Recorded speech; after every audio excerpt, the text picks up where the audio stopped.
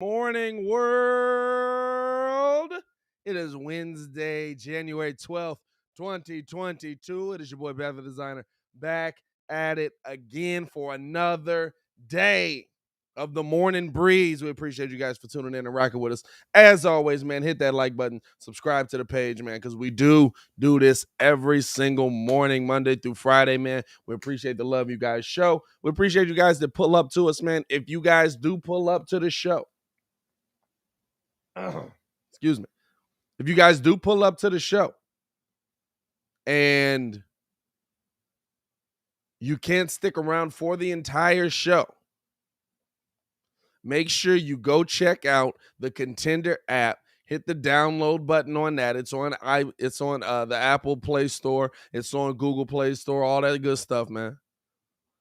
Because we're live over there as well. We're live here on YouTube. We're always going to be live here on YouTube. This is where it all began. This is where the staple is. But we're also live over on the Kontender. If you got to go, if you're working, if you got to be at the job, but you can have your headphones in, download the Kontender app, man. You can hear us over there as well. How you guys feeling this morning? Appreciate you guys for pulling up and rocking with your boy for another fabulous morning, man. We're going to have some interesting things to break down, right? Because the Bears want to interview everyone. But who's that perfect combination? Who's that perfect combination of GM and head coach? Also want to get into a little bit of listen, the Giants have gone down the same path as the Bears, so we'll have Stefan Nadon on the show today breaking that down for us as well. And then, hey, question of the year right now. How serious is that boy John Moran? How serious is that boy John Moran? And then, of course, we're gonna break down a little bit of ain't no way, boy. You know, we got that today.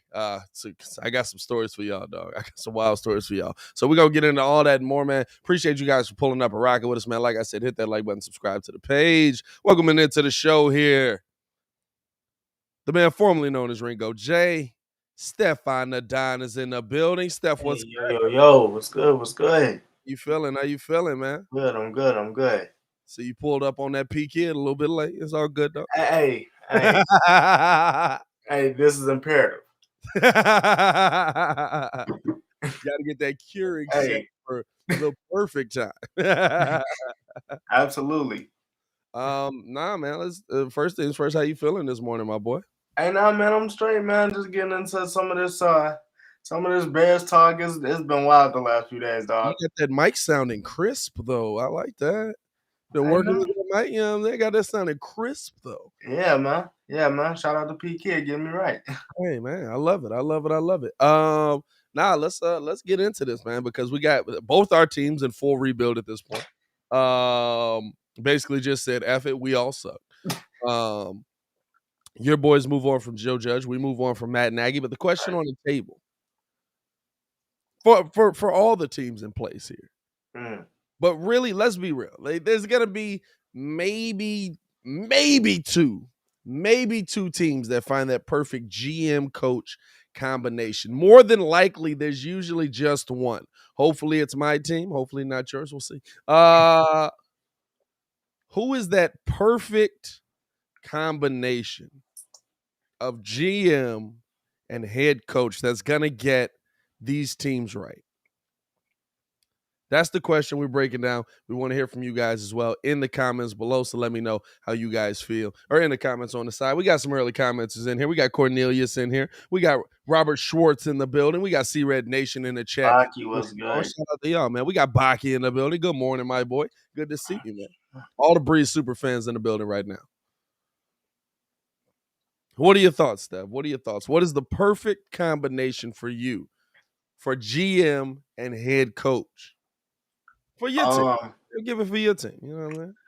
I would probably say so for me, for the Bears, what I'm looking for immediately off rip is GM. But at the same time, while we're talking head coach, and you got the situation, I would say the OC whoever the whoever the OC is gonna be is imperative. Whoever the head coach is gonna be is imperative because the main thing is getting Justin off the ground. Now I like because I had to look in the because in the Discord we were talking Rick Smith Oh yeah, yesterday. I had to look into him yeah. because If he came I and did, yeah, that's a yeah, I did think I did think at first that was the Bill O'Brien era, but I guess they saying that he had to step down. But if you're looking at it with the picks that he made, um, great picks early. Don't know how good he is at making great picks in the later rounds, anything like that. But I like him. I think that they should give him a shot. Um, I'm still on the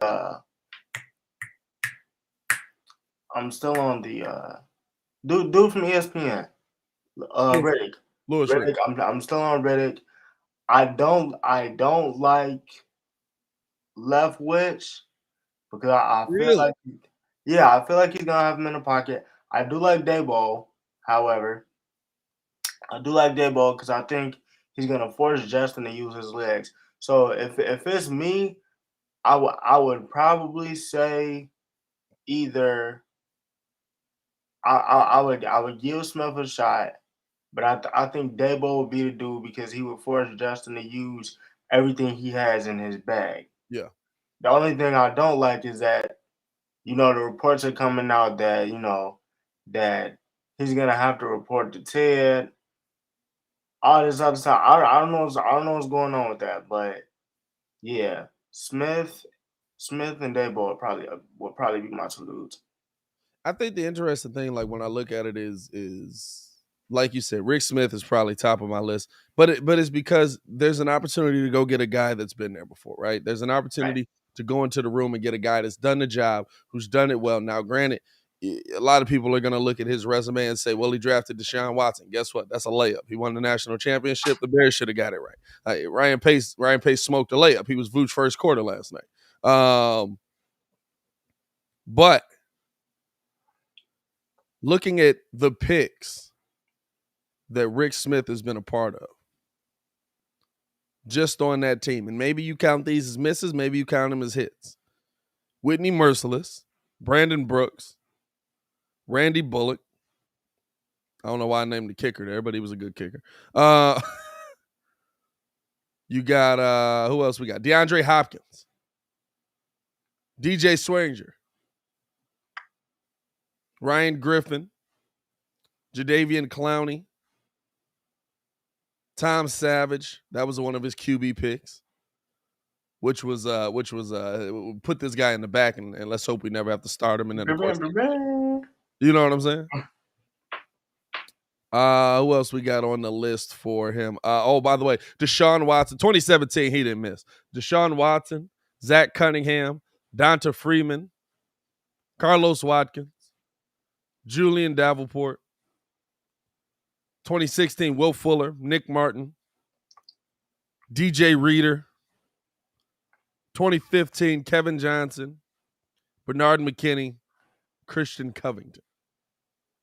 Now, those are not just the picks he's made; those are just the ones that I believe have made more of an impact in the NFL.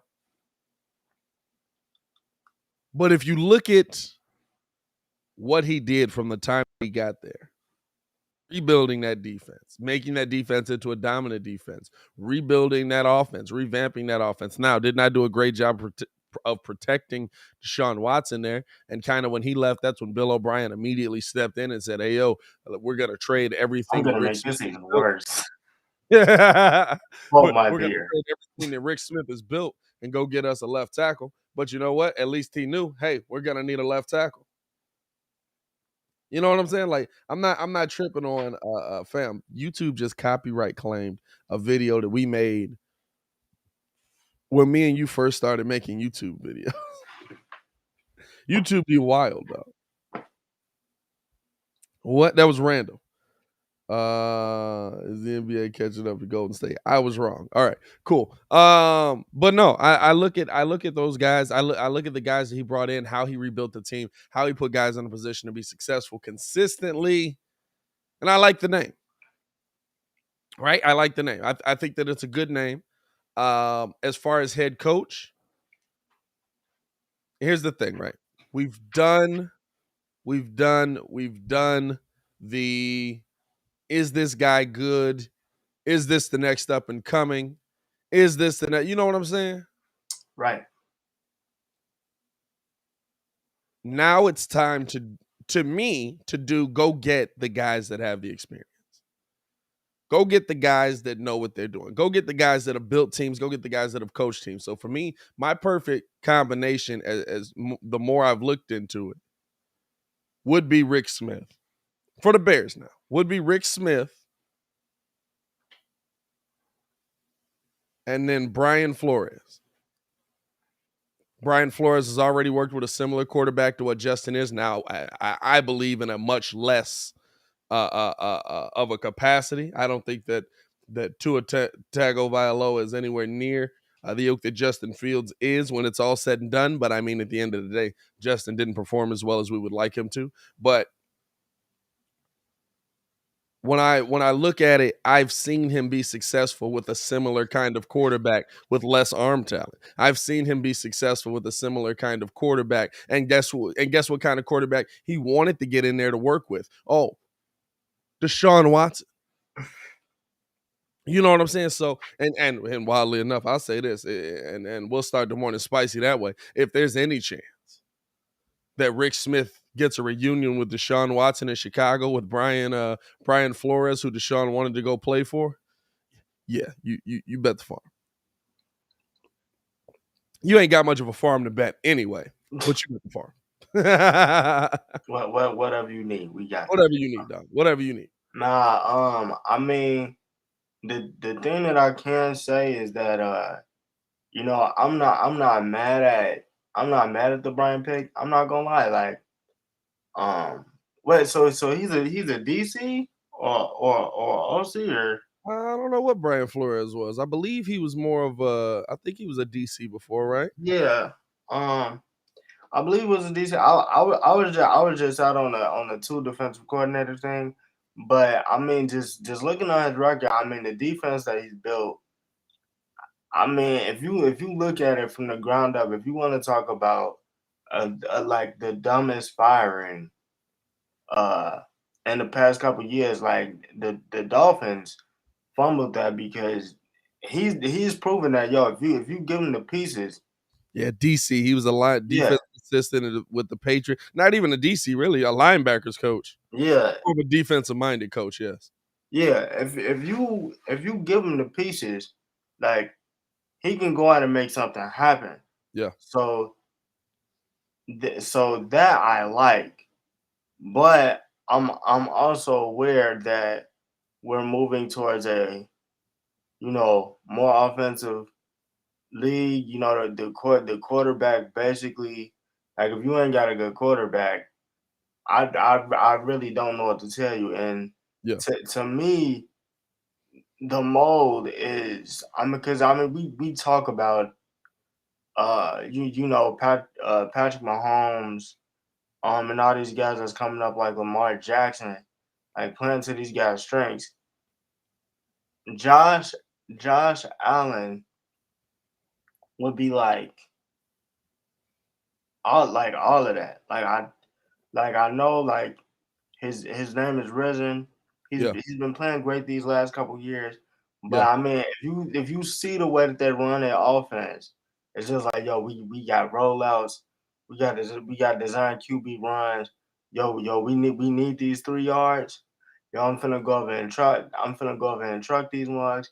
But also I know how to slide, but I also know how to make the correct play. Like that ball is gonna make him use every single tool that he has in that bag. So at the end of the day, if the Bears do lose again, we can hop on this post game and be like, you know what? That was just we gave it everything we had. We threw the kitchen sink, and Justin played his greatest game. So I don't know. I don't know. I don't like Morocco Brown. I will say that. I I'm don't like wondering it Morocco just because Brown. everybody say he look like me, and I'm not dealing with them jokes for the next 10 years. He actually do look like you though. He do. But I'm not with the whole like, yo, Dishonor don't on give me you, dishonor on your cow, dishonor on your whole family. I'm not doing it. yo, yo. But like, nah, don't give me another talent scout. I'm not trying to do that. I'm not trying to do that. No, I would rather have listen, that's the reason, like, even Dayball, like, all right, Dayball's a great name. He's a great OC. He's and I think the thing about the difference between that, because a lot of people are kind of scared off by the OC thing because of Matt Nagy. Matt Nagy was an OC for all of a couple of weeks. It was another situation where Ryan Pace saw something that he liked early, and he blew it all because he got overly excited. You know what I'm saying? So Ryan Pace was a DC early, or Matt Nagy was a what's his name? Matt OC, Nagy was an OC for a couple weeks, literally going into that game. I would rather have somebody who's done the job, who's already managed the attitudes, who's already managed the people in the building. And listen, you're coming into this with a guy who's gonna have to manage vets and who's gonna have to manage young guys. And listen, yeah, he may be more of a DC. Now, he never was a DC, talking about Brian Flores, but he may be more of a defensive minded guy. Because he was a safeties coach. He was a defensive assistant for the Patriots. He's got quite a bit of jewelry on his hand. The thing that I like about it is I don't think any assistant is beating Bill Belichick at that same rate. He's beaten Bill Belichick 4 times. Yeah. I I don't mean, think there's any assistant. Vrabel twice. Maybe. It's Vrabel. Yeah, I was gonna say maybe Vrabel. Yeah, Vrabel twice though. You know what I'm saying? Like 4-2. He's beaten Bill a lot. So that says something to me. That means that you're putting and listen, I don't care what you say, with an inferior team. With an inferior team. So that says something to me. Right. It shows me that you understand what's happening. It shows me that you understand what's going on in the room. And I like that. So to me, and I was kind of out on Flores just because I was like, I don't really know why. You know what I'm saying? I don't know why did this dude leave? Why did it? And you find out it's a relationship issue between him and the GM, which is why, listen, first things first, right? I would love Brian Flores in the building. But to me, the first thing the Bears need to do is lock down that GM position. I was getting irritated yesterday. First off, it was basically like somebody came into the room and was like, all right, Ted, all right, George, who would you like to speak to? Everyone. I'm sorry. What'd you say? Everyone is a great movie reference right there. You know, like he literally was just like send out messages to everybody, anybody that wanted to has ever thought about I'm me. putting cases.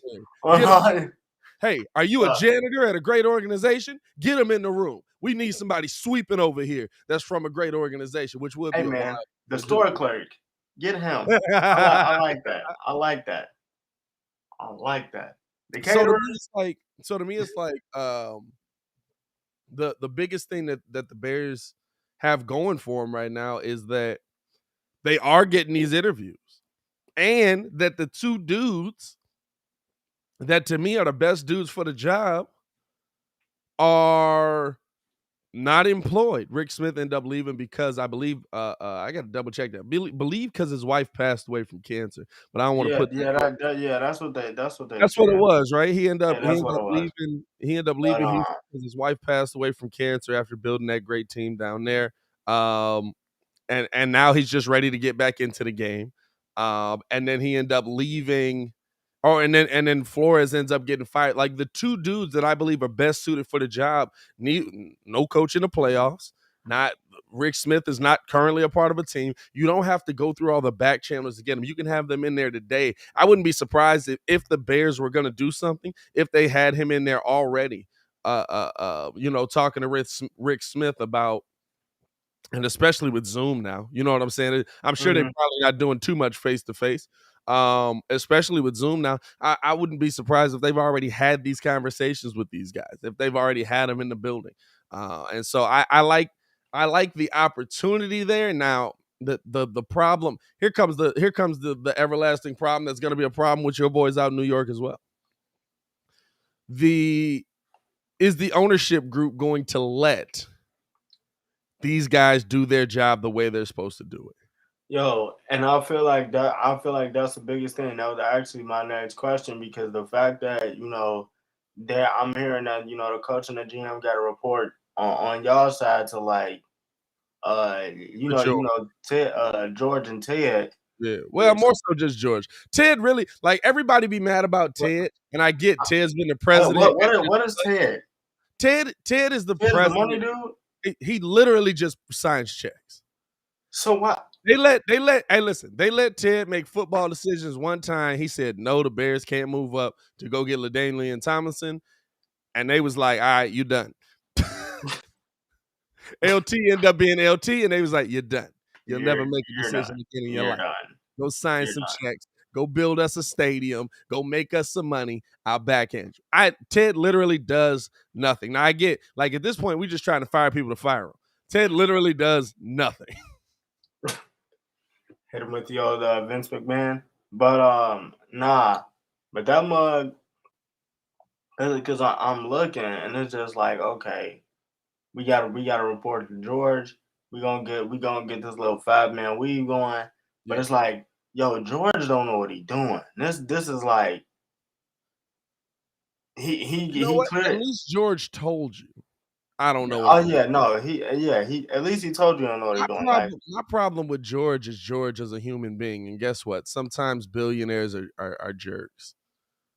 You know what I'm saying? Like my problem is not the fact that he is overly involved in the team, or he is, because I believe him when he said Matt came to him and was like, hey, I want to be a do you think I should start Justin Fields? And he was like, man, why you asking me that?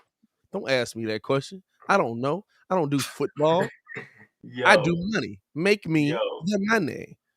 Yo, I'm just like, and then the thing I was talking with this about somebody like, yo, perception sometimes like to me is reality. So it's like, yo, if I'm anybody else like watching that press conference, GM coach, for like most likely free agents, like, and then you hear what he said about Olin. That's a tough. Which was crazy, like, dog. Hey, I was re-listening to that yesterday too. Olin had me ready to run through a wall. So you don't. I was like, you say the word, Olin, and we march on Hallis. Nah. So you literally telling me you don't know what you're doing, and we taking advice from somebody that's almost 80. Yeah. Hey, listen, 80. If Bill Polian now this is the thing, right? As much as I rip on Bill Polian, and I don't get why Bill Polian's in the room. I don't get why, like, all the players that I respect that I said the Bears should have brought in are excited that Bill Polian's in the room. What they don't like is that after he picks this GM, Bill Polian will no longer be in the room. So it's a matter of, is he 80? Or it's a matter of, yeah, you got somebody in your ear that's going to tell you the right things right now. But he's leaving. When I'm gone, I'm gone. You've got nobody else that's going to tell you what's right now when he's gone. So that's really a lot of the beef that the players have. That's a lot of the beef. And I mean, Olin's telling stories of stuff that happened back at Hallis and stuff that one of the few conversations him and George went through. And what I get from it is, and what I see with George is a dude that came up that was rich, and he's still a dude that's rich, and he's made more money in his life than most of us will ever make. And guess what? He's kind of a spoiled D-bag. You know what I'm saying? Like, he's kind of a spoiled douchebag. You know what I'm saying? Like, what do you want from him? Man, it's just crazy. I just hope the talk about, hey, I went to the board is the funniest thing ever though. I went to the board and I asked them, should I continue? And mommy, can I keep my job? Yes, Georgie. Thank you, mommy. You're the He's the best. best. Mommy. Can you make me some cookies, mommy? I love you. Get out of Bro, here. Like that's literally all I heard there. I was just yeah. like, what the? Like what? Like, but no, it's just the Bears. If Bill Polian works out, which I believe he's a smart football mind, right? I believe the chat rolling off of that. The board equals family dinner. Facts, Mike Davidson. Nah, nah. This is the thing, right? This is the That's thing. the one. Could you see his face though when he was like, "What did your mom say?" He was like, she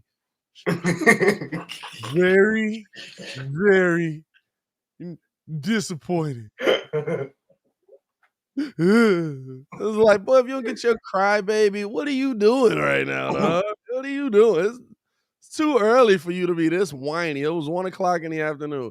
I'm not doing it, Bro. bro. Oh my God.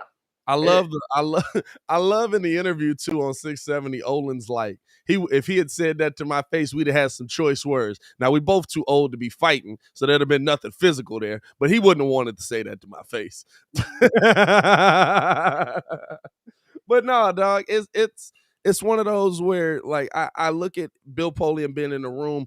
I didn't like Bill Polian being in the room because I was like, go get these Bears, go get the guys that are doing it, go get the guys that have been in the trenches. But the guys that I wanted you to get are all like, I love that Bill Polian's in the room.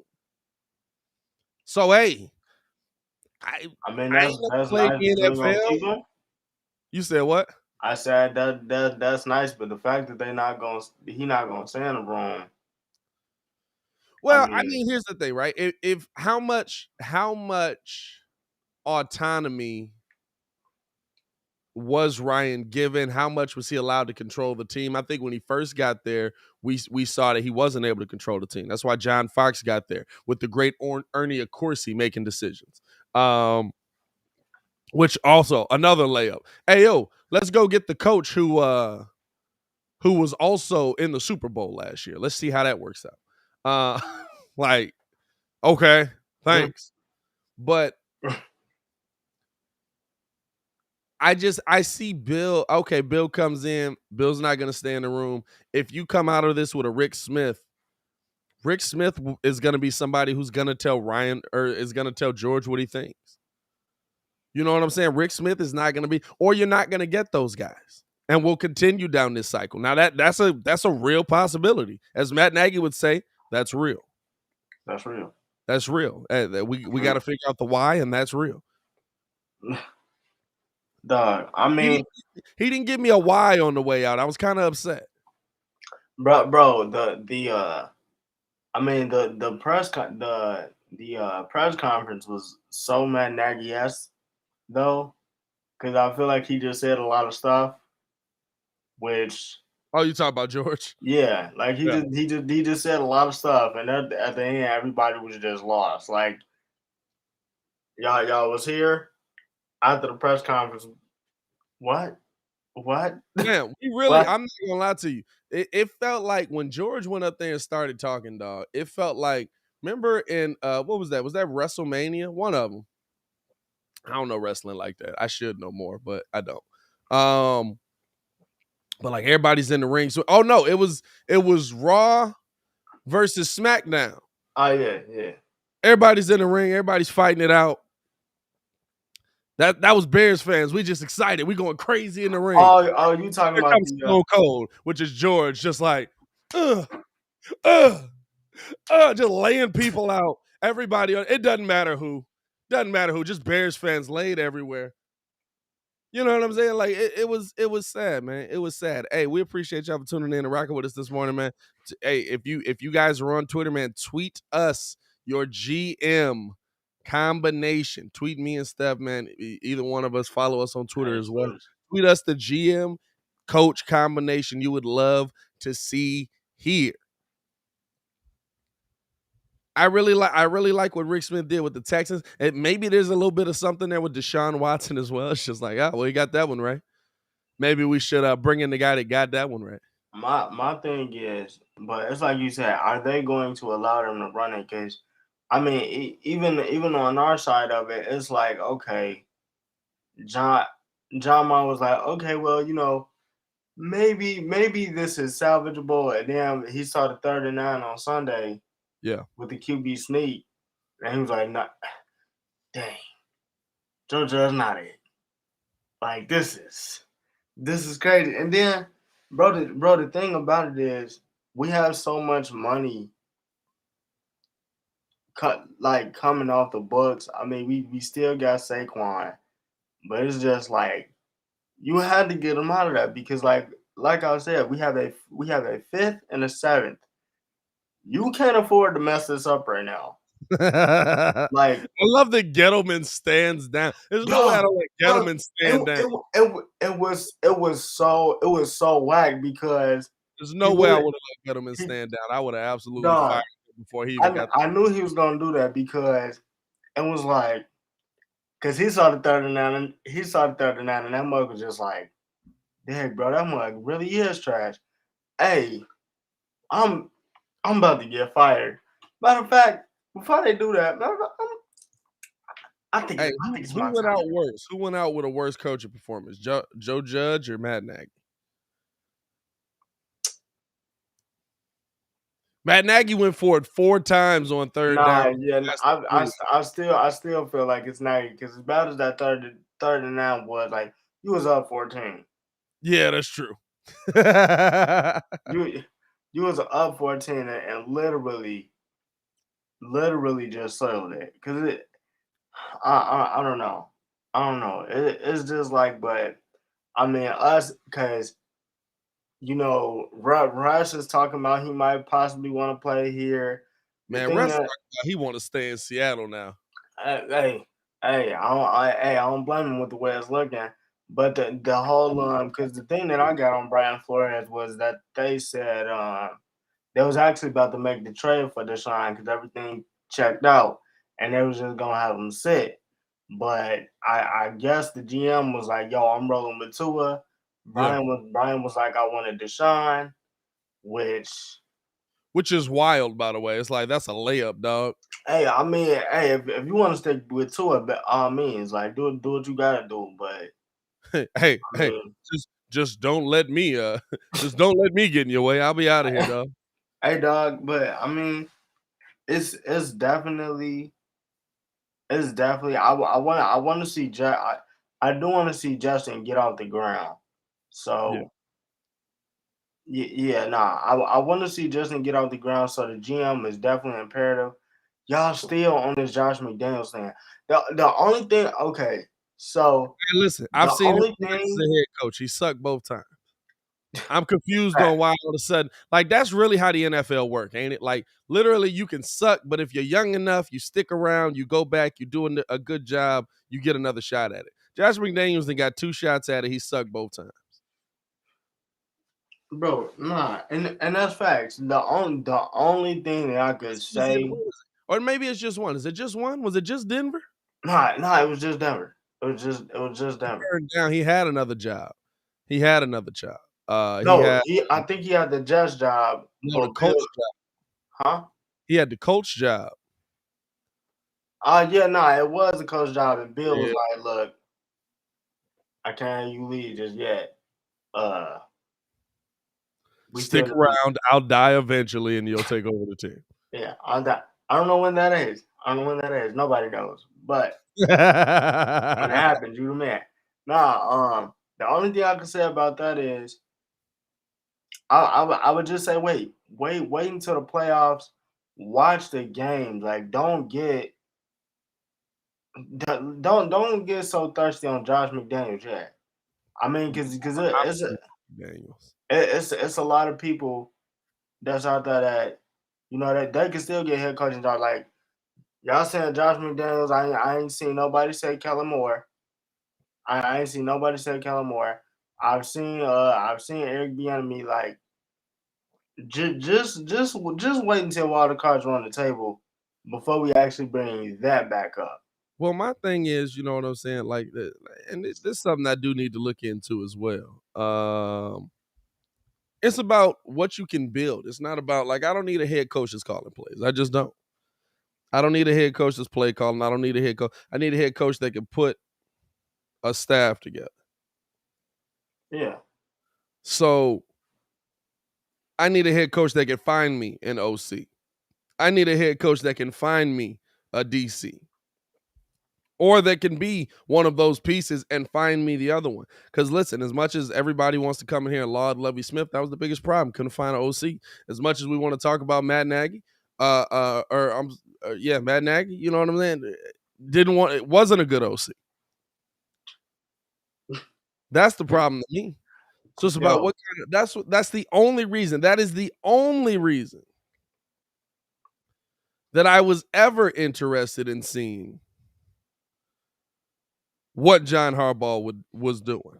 Yo, it's the only reason. Yo, the crazy part about it is when I sit there and tell Muggs, the only reason why they had a good season in 2016 was because ain't nobody had no film on Nagy or Trubisky really. Like, well, no, you talk about 2018. I mean, yeah, 2018. Just putting it to 5 time after time. Like, come on now, dog. He wasn't really like that. He wasn't really like that. Like some of these mugs really can't build sheet music. Like I seen Dan Quinn float around. Cool. I'm just like, dude. He's better in a ready-made defense. He's better in a ready-made defense. I wouldn't expect him to build no defense. Like, yeah, he look real nice. You want to know why? Randy Gregory, DeMarcus Lawrence, Michael Parsons, Leighton Vander Esch, like that'll do it to you. Like, yeah, the Cowboys got the best linebacker core in the game right now. Like, dog, it's set up for success. He's not that good outside of it. We saw Atlanta. Here's the question with Flores, right? Here's the question with Flores for not just for the Bears, but just for the NFL in general. Was it a talent issue with Flores, or was it a coaching issue? Because they finished the season 8-1. We all remember that. We all remember the 8-1. Started the season 1-8. I've been through the losing streaks, dog. I've watched many of those. I've seen 3 losing streaks in the last 3 years. Is there more there than we're seeing? Was it just a talent deficiency issue? Was it a coaching issue? Was it Tua wasn't good enough? Was it that they were injured? Was it, you know what I'm saying? There's a lot of stuff that you got to look at there. Losing 8 games in a row is tough. That's tough. And so, what is like? I like the name. I really do. I think that he did a good job. I think he's going to be able to bring his guys with him. But do we need to look more into that losing streak? Yes, the record looks a lot better. But that win streak came against a lot of sad teams. A lot of sad teams that were going through injury. Like they sucked beforehand and then they went through injury. So we sucked and now we're trash? Nah. But that mug, like, he's good. Dog, I don't necessarily know. I want to say, like, it is part, like, Tua was there, but he partially wasn't. I feel like if they do make the Deshaun thing happen, this gets a lot better. I just think Tua was behind the curve a little bit. Like, you think it makes it better? Yeah. If they get Deshaun, it's a little better because the defense. I mean, and it's like we talked about it. You can only run the defense out there. Yeah. After getting stops so many times, like at some point, they're gonna get tired. They really didn't have any type of talent on the offensive side of the ball. Now, with this Bears team, I mean, y'all got linemen coming out the woodworks. Let's hope. With Let's D hope. well D lineman, D Oh, lineman, D lineman. Yeah, yeah. We do D a lineman, not good O job line, of getting the D lineman in D lineman. there. Yeah. Um, I mean, and the talent is there on offense. I mean, you got Montgomery, you got Herbert, which I think they like they can be the next like Ezekiel Elliott and Tony Pollard.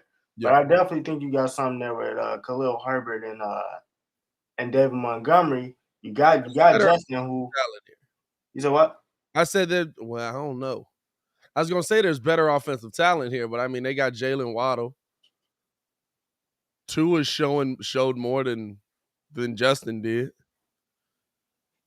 And it's not to I say mean, Justin yeah, can't be better, but it's Tua showed more than Justin did.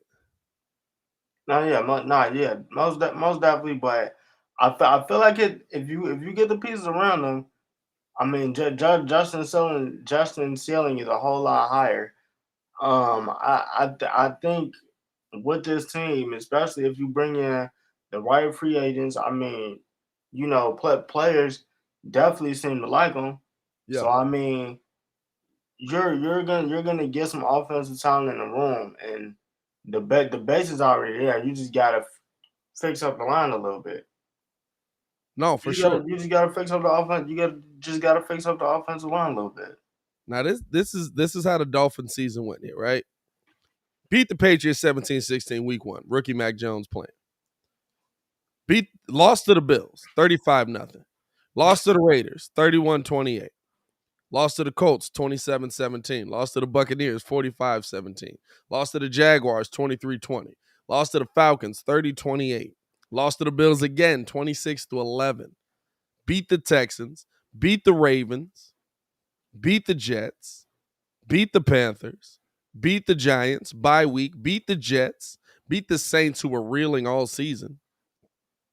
Lost to the Titans 34-3. Beat the Patriots to finish the season, but the Patriots at that point already locked up. They're not worried about anything. Although Mac Jones did play and threw the ball a lot, 30 passes, 2 picks, right? one pick, one touchdown.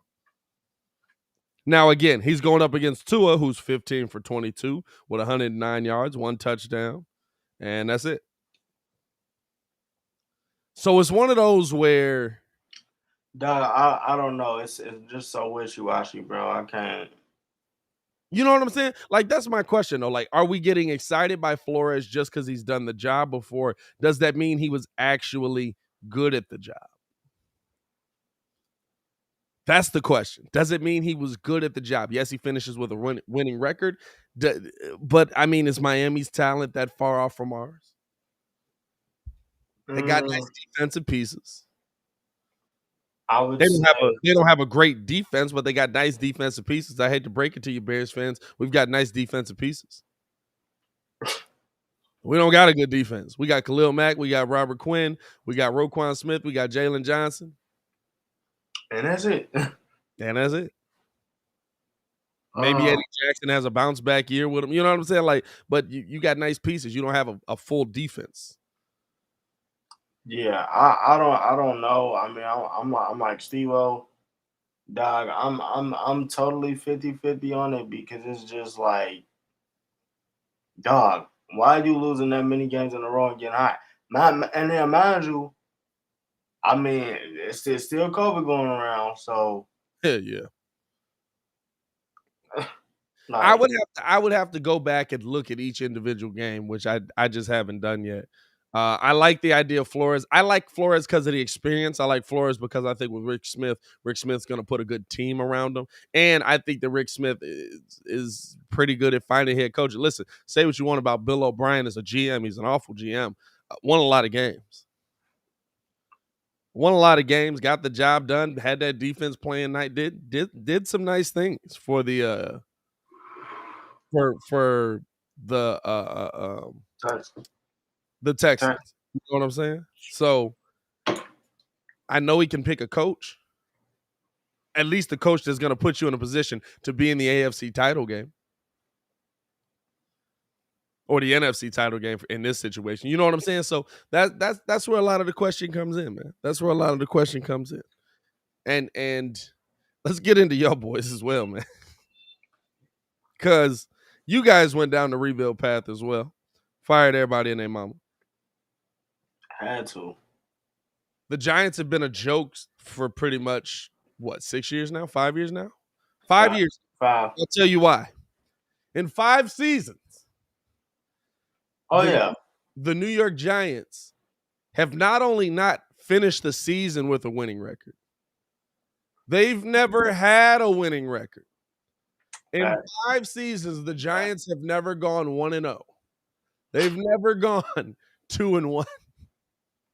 They've never gone 3. They've never been on the winning side of 500 in 5 seasons. Big trash, man. Big trash.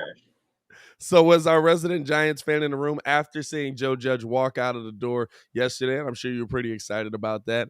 How do they get this job done? And as much as we're talking about guys wanting to come to the Bears, is the Giants' job the more enticing job because of the draft capital? Now you've got nothing there. You have nothing. Like at this point, you should trade Saquon immediately. Oh, nah. I mean, you should trade Saquon immediately. I mean, honestly, I would say because of the draft capital and the defensive pieces that we do have. I mean, you look at Adoree Jackson, you look at Bradbury, Blake Martinez, solid piece. Yeah. And then on the offensive side, I mean, you do got Andrew Thomas and Will Hernandez, which are the only 2 offensive linemen I would keep. The rest of them gotta go. Yeah. The rest of them gotta go. Nate Solder, Bill Belichick did the right thing getting rid of you. I see why. Hey, when are teams gonna learn to stop picking up pieces that Belichick get rid of? Dog, it was like, dog. It's one time for Tampa Bay. He lives off the method of trade him a year too early rather than a year too late. A year too early instead of a year late. Dog. I absolute blunt. Now, I will say that I will. If we get Russ or we getting Deshaun, fine. I'd trade those 2, but then I'll trade those 2 picks to get them, or the 1 pick to get them. Like whatever. You definitely trade 2. Exactly.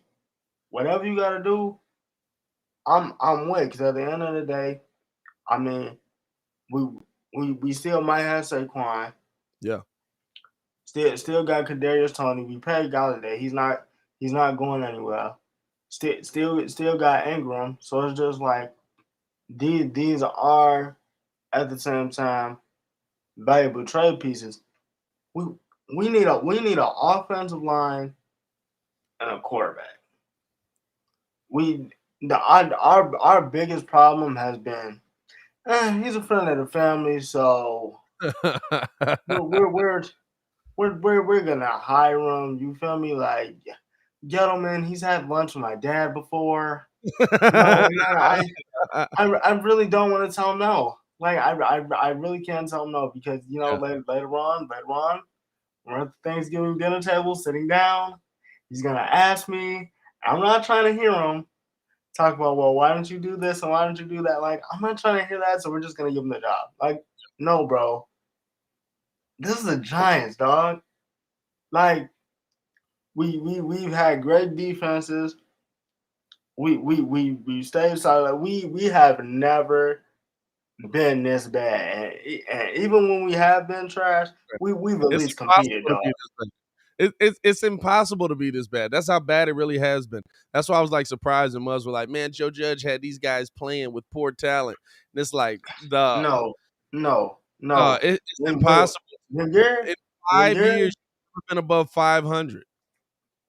Dog, when you claim to be a special teams coach and then you coached under Belichick, you coached under Nick Saban, and like we're not gonna let special teams beat us.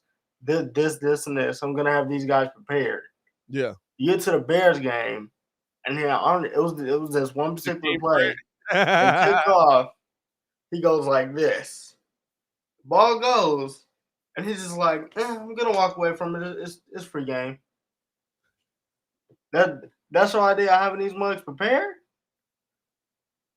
Like the way get and then just the way that Gettleman bowed out just showed you like, yeah, I was just trash the whole 4 years I was here. Like, I'm gonna hit you with it. like That's dog, I've never seen somebody just go and be like, I'm gonna watch 3 snaps at the Senior Bowl, and right. Daniel Jones is gonna be our guy. Right. Like you ain't put no effort into that. You ain't put no nothing. I mean, I feel like the biggest thing is we can turn it around. I feel like we got one of the more attractive destinations because it is New York. We got the 2 picks, but it has to start from up top. If y'all do get Rick Smith, I will gladly take Lewis Riddick and go from there. But anything is better than Daniel Jones and Mike Lennon. Yeah, maybe it's just how young I am. Am I the only one that didn't know Lewis Riddick played football? Like in the NFL? I know, yeah, they tell you at the bottom of it. I think he played for Washington and Played for you think he played for y'all? oh yeah, Washington, Played yeah. for y'all. Like I was sitting there, I was like, Lewis Riddick played in the NFL? I don't be knowing these dudes, man. But no, I mean, listen, that it's interesting, right? Because where do we immediately run to go get the jobs right? Let's go to the Belichick tree. Let's go to the Reed tree. Let's figure this out. And so right now, Brian Flores second winningest coach off of that uh, um, Belichick tree. Is the New York job more enticing to him there because he's going to get more time? He's going to get an opportunity to build the team exactly how he wanted to. He's going to get an opportunity to to shape everything in his image, especially with a new GM coming in. Me and Kidd kind of had this conversation yesterday, but Joe Judge was still in place. I mean, I'm looking at the list now. Romeo Crennel, Brian Flores, Al Jarreau, Joe Judge, Eric Mangini. Like, it's not like you got a couple of guys, Bill O'Brien. You got a couple of guys with nice records, but to me, that Giants job, I could see us losing out to Brian Flores going there. I could. The opportunity to chase something and build it in your own image. Most coaches and GMs want that. Yeah, Most coaches and GMs don't want to come in and say, "Oh, this was the last guy's pick. I got to figure out how to make it work." right. And, When and it's the a thing full, is, the thing is too for me, if he does go to New York, like if I'm the Giants, the first call I'm making as soon as free agency opens or the trade deadline opens, yo, I'm calling Houston. Yo, what you need? What you need? I mean, because like I said, the reports came out. Everything checked out on Deshaun. yeah, I mean, Everything. minus the 22 allegations. Yeah. Yeah, but everything else But that's they big. still say even if you cut it in half, That still that's big. Yeah, yeah. allegations. But I mean, if he's saying that everything else checked out, I mean, you trying to tell me we finna get a quarterback in the draft, I would hope not. dog? Now, It's I like, will say this. Listen, my favorite years to find quarterbacks is the years when Muggs say there's no quarterback talent in this draft because there's always some. There's always somebody. That's usually the year where it's like, there's no quarterback talent in this draft. Mel Kiper said so. And then like halfway through the season, we like, hey, who's this Hall of Famer that came from Nowheresville State? Who's Who's this dude right here? Nah, that's facts. That's how we let Patrick Mahomes look. Yeah. And ain't nobody watching Texas Tech games, even though it's on Fox like every week. Is it really? Yeah, Texas Tech is on Fox like every other, like almost every other week. I would say, which is why. But I think by that time, I think he transferred a couple of times Yeah. because Baker did the same thing. But but yeah, I mean, it's just wild. I don't really know that. I ain't really too up I'm really too up on Matt Corral. I mean the rest of these dudes, it's okay. But I mean, like you said, I mean you saw the national championship game. You saw that Georgia defense. Yeah. I mean, Oh, it's the defensive it's draft, though. it's those are My those God, they those, were flying to the those are ball. NFL ready defense. My They, God, they were flying to the ball, dog. dog, and like that. Nobody hit basically Bryce Young all season, and they got to him. They got to him. All they had to do was make enough plays. I mean, it's more defensive talent in this draft than it is offensive talent. But hey, if it's Russ or if it's Watson, Yeah. I'm down with it. But like I said, anything is better than Daniel Jones and Mike Glenn. Like that mess. Cause How Mike Glennon keep a job, dog? I'm impressed. bro, I I don't get it. I don't know if it's I in the don't off get it. season. He just pulls up and then he's like, "Yo, I'll just do a bunch of odd jobs for you. I just want to play." He- I don't, he's painting the stadium, and they're like, "We might dog. as well let him play I quarterback." don't know. I don't know if he walked up under the Timo Cruiser Act. What I gotta do to play? What I gotta do to play? Just tell me what I gotta do to play. I'll do anything. I'll do anything. Yeah. Well, 1,000 sit-ups, 2,000 push-ups. Bet. Say less. I need it done by Friday. It's Thursday. Bet. Set it up. Like, dog. I don't know. I I don't don't know know. how he keeps getting a job, bro. It's impressive to me, man. It's I, impressive. I, I just don't know. But that both of these teams got to be better because right now it's just toilet bowl central. It is, and I mean, listen, there's a lot of positions open here. There's a lot. We kind of broke it down yesterday.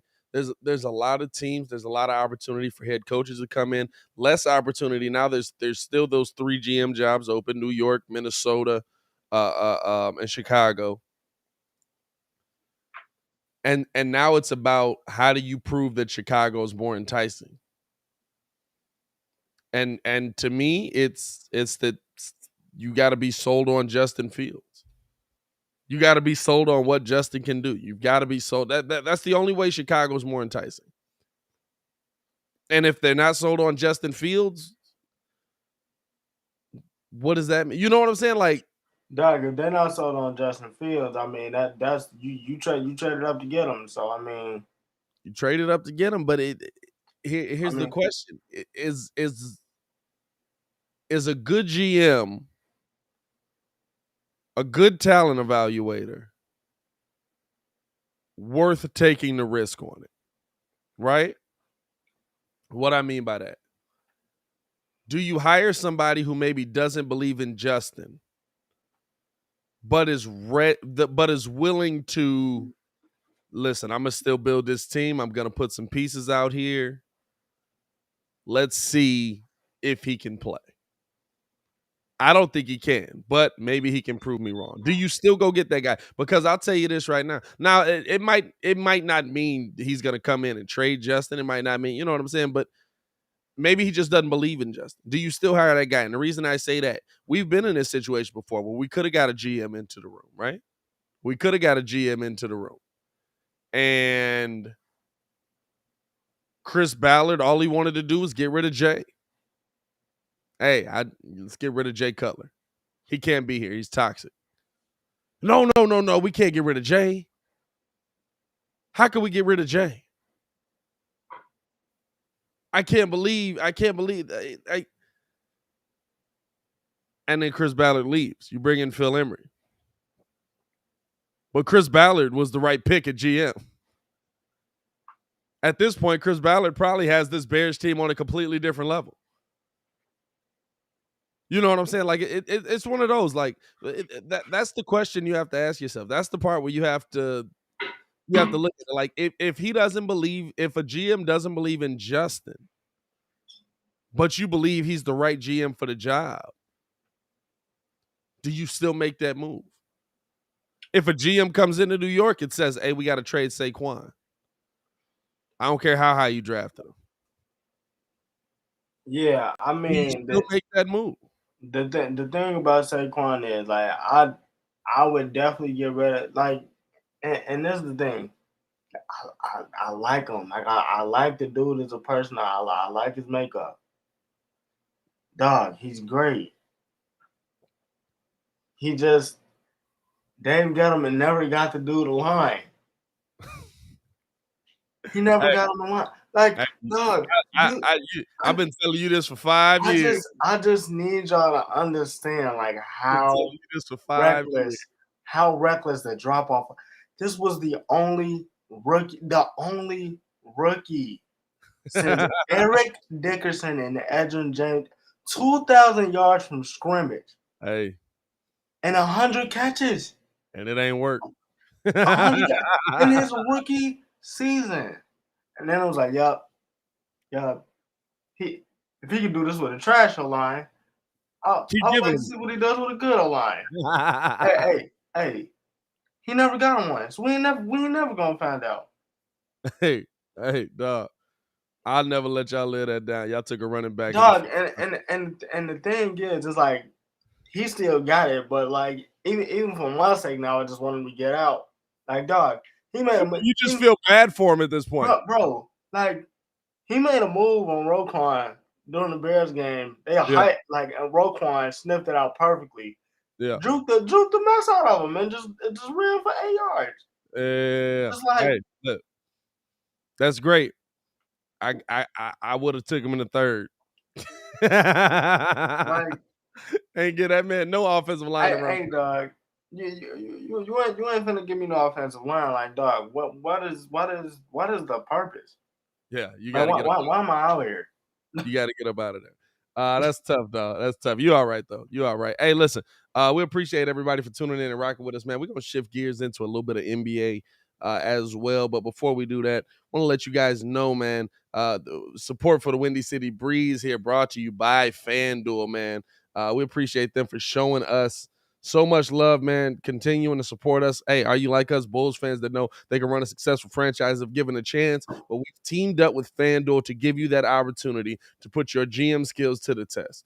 With FanDuel being the premier sports gaming destination in the United States, we realize that this is the perfect way to not only team up with the Breeze Nation for some fantasy fun, but also a way to allow you the opportunity to win some cash prizes. We'll be doing the Windy City. I'm gonna rename it. I'm not gonna lie to you. It's still on here as the Windy City Weekly. I'm gonna rename it because I think I'm gonna do it a little more often than weekly. But we're gonna be doing the fantasy basketball thing, man. It allows you to win real cash prizes, compete against me and the crew. Ringo's probably gonna hop in it. You know, Kid gonna hop in it. AD probably hop up in it, man. We're gonna have a lot of fun with that. It's simple. You pick your team while staying under the given salary cap, and if you pick the best team, you win. To enter. Listen here. First things first, to sign up, go to the link in the description below. Click I didn't even do the whole share thing like I was supposed to do, whatever. To enter, click the link in the description below, man.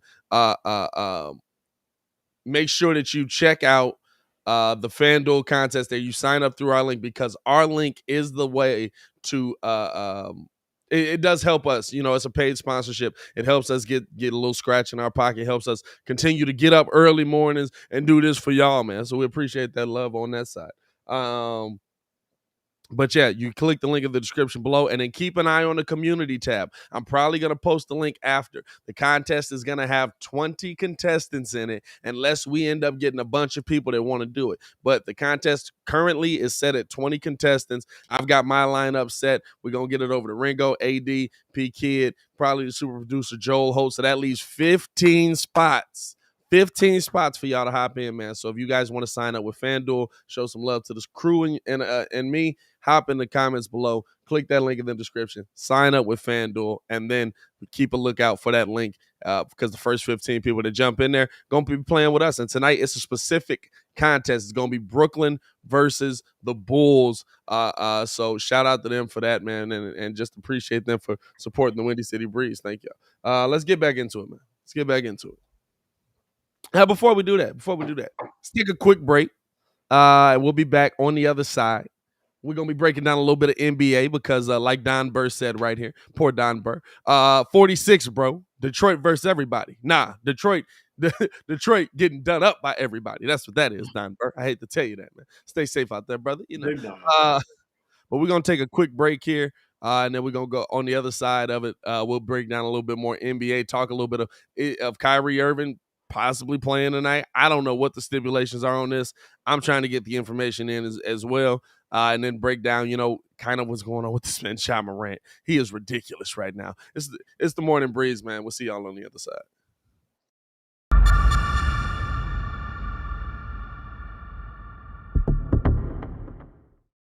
The Bulls, to me, and maybe this is the first time I'm saying it on here, and this is why you have to make a move before the break and go for it. The Bulls, to me, absolutely have the makings of a championship roster.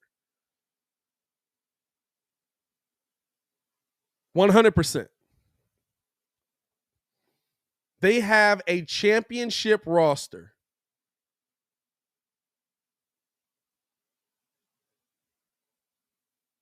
right now. But you have to add to it because these other teams also have that championship level roster. So it's not just about having a championship roster. It's also about, do you have enough to beat the other teams with a championship roster? And right now, I don't know if the Bulls have that. Right now, I don't know if the Bulls have that.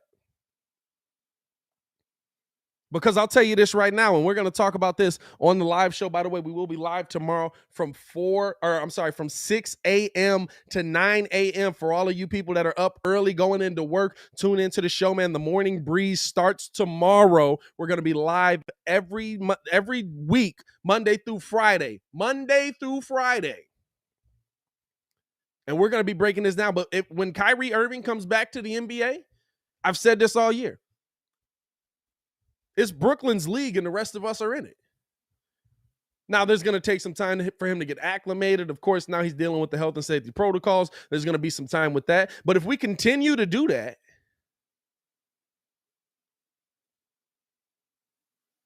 if we continue down that path where one day he comes back, then we're in a position where Kyrie Irving is the key to unlocking Brooklyn.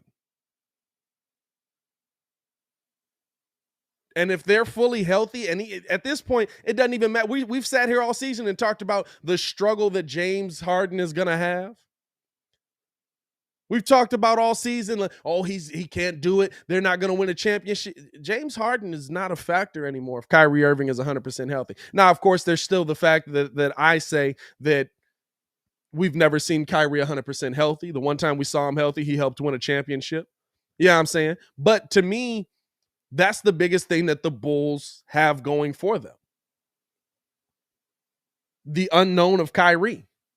But now you have to add to your roster because he's back. So if he's healthy, if he's playing along with Kevin Durant, who's been dominating the NBA, the league is theirs. Let's not get it twisted.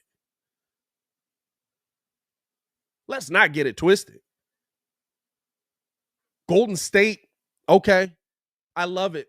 I love what Steph is doing. I love how they're playing defense. But the league is theirs. And I hate to say it like that. So now you have to figure out, how do you improve your roster to get to the point where the league isn't theirs? How do you get to the point where like I said, championship roster is already here, adding to a championship roster to make it more of a championship roster when it's 100% healthy?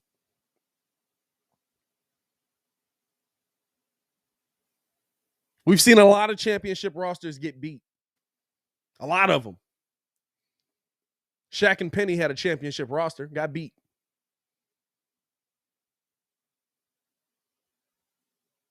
Scottie Pippen and them boys when he was in Portland had a championship roster, got beat. You know what I'm saying?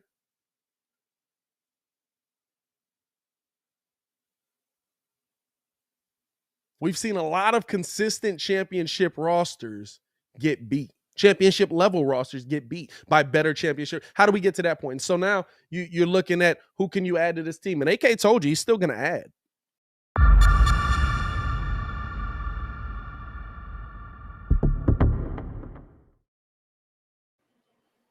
Welcome back in, everybody, to the Morning Breeze. It's your boy Pat the Designer back at it again, joined by the man formerly known as Ringo J. Stefan the Don. We're back in the building. Sure. Appreciate you guys for pulling up and rocking this early morning. It is 7:10 on the clock on January 12th, 2022. We're already 12 days into this year, man. It's crazy, dog.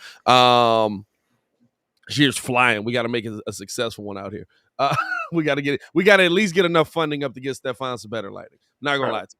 Like, we got to at least get enough funding. Hey man, I'm just pulling over what I got right now, man. Hey, that Omarion is kicking your butt, dog.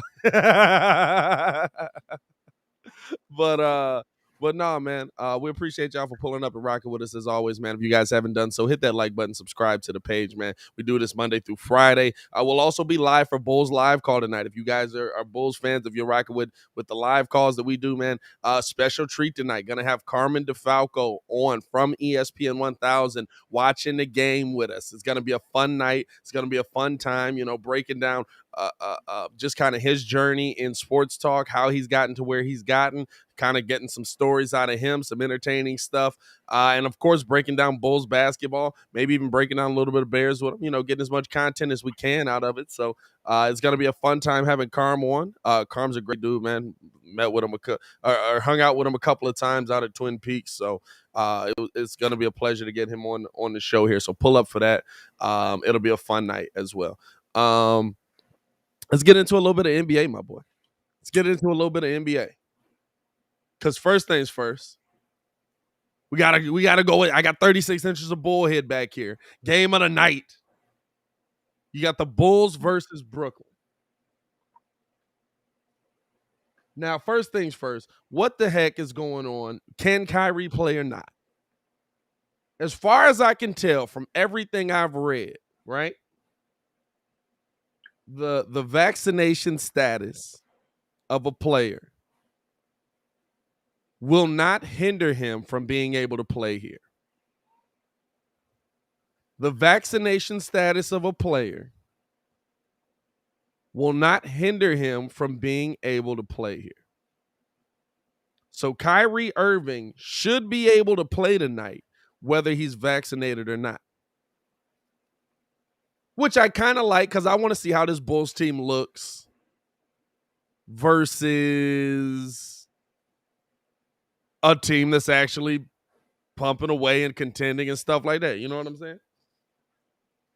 And this is the team that right now sits behind you. If you look at the standings, Bulls 27-11. And you don't lose it. Like if you lose tonight, you don't lose nothing. You're still in first place. Still top dog. Right now, Bulls 27-11.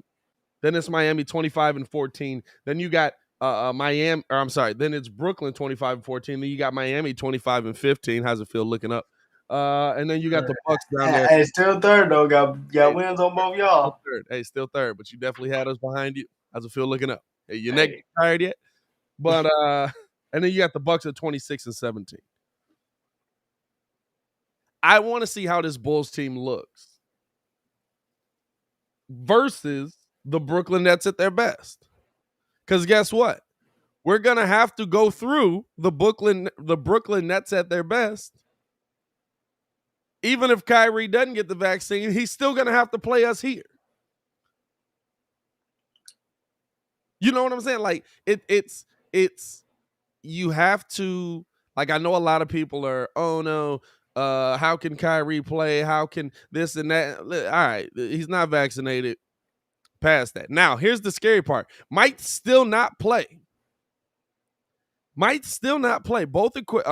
Kyrie, or not both, Kyrie, James Harden, and Durant. Nope, Claxton. All questionable for tonight's game. And that comes with LaMarcus Aldridge already being out. So the setting the Fanduel lineup was not easy because I'm sitting here looking for that dude who I'm gonna put in this position to be successful.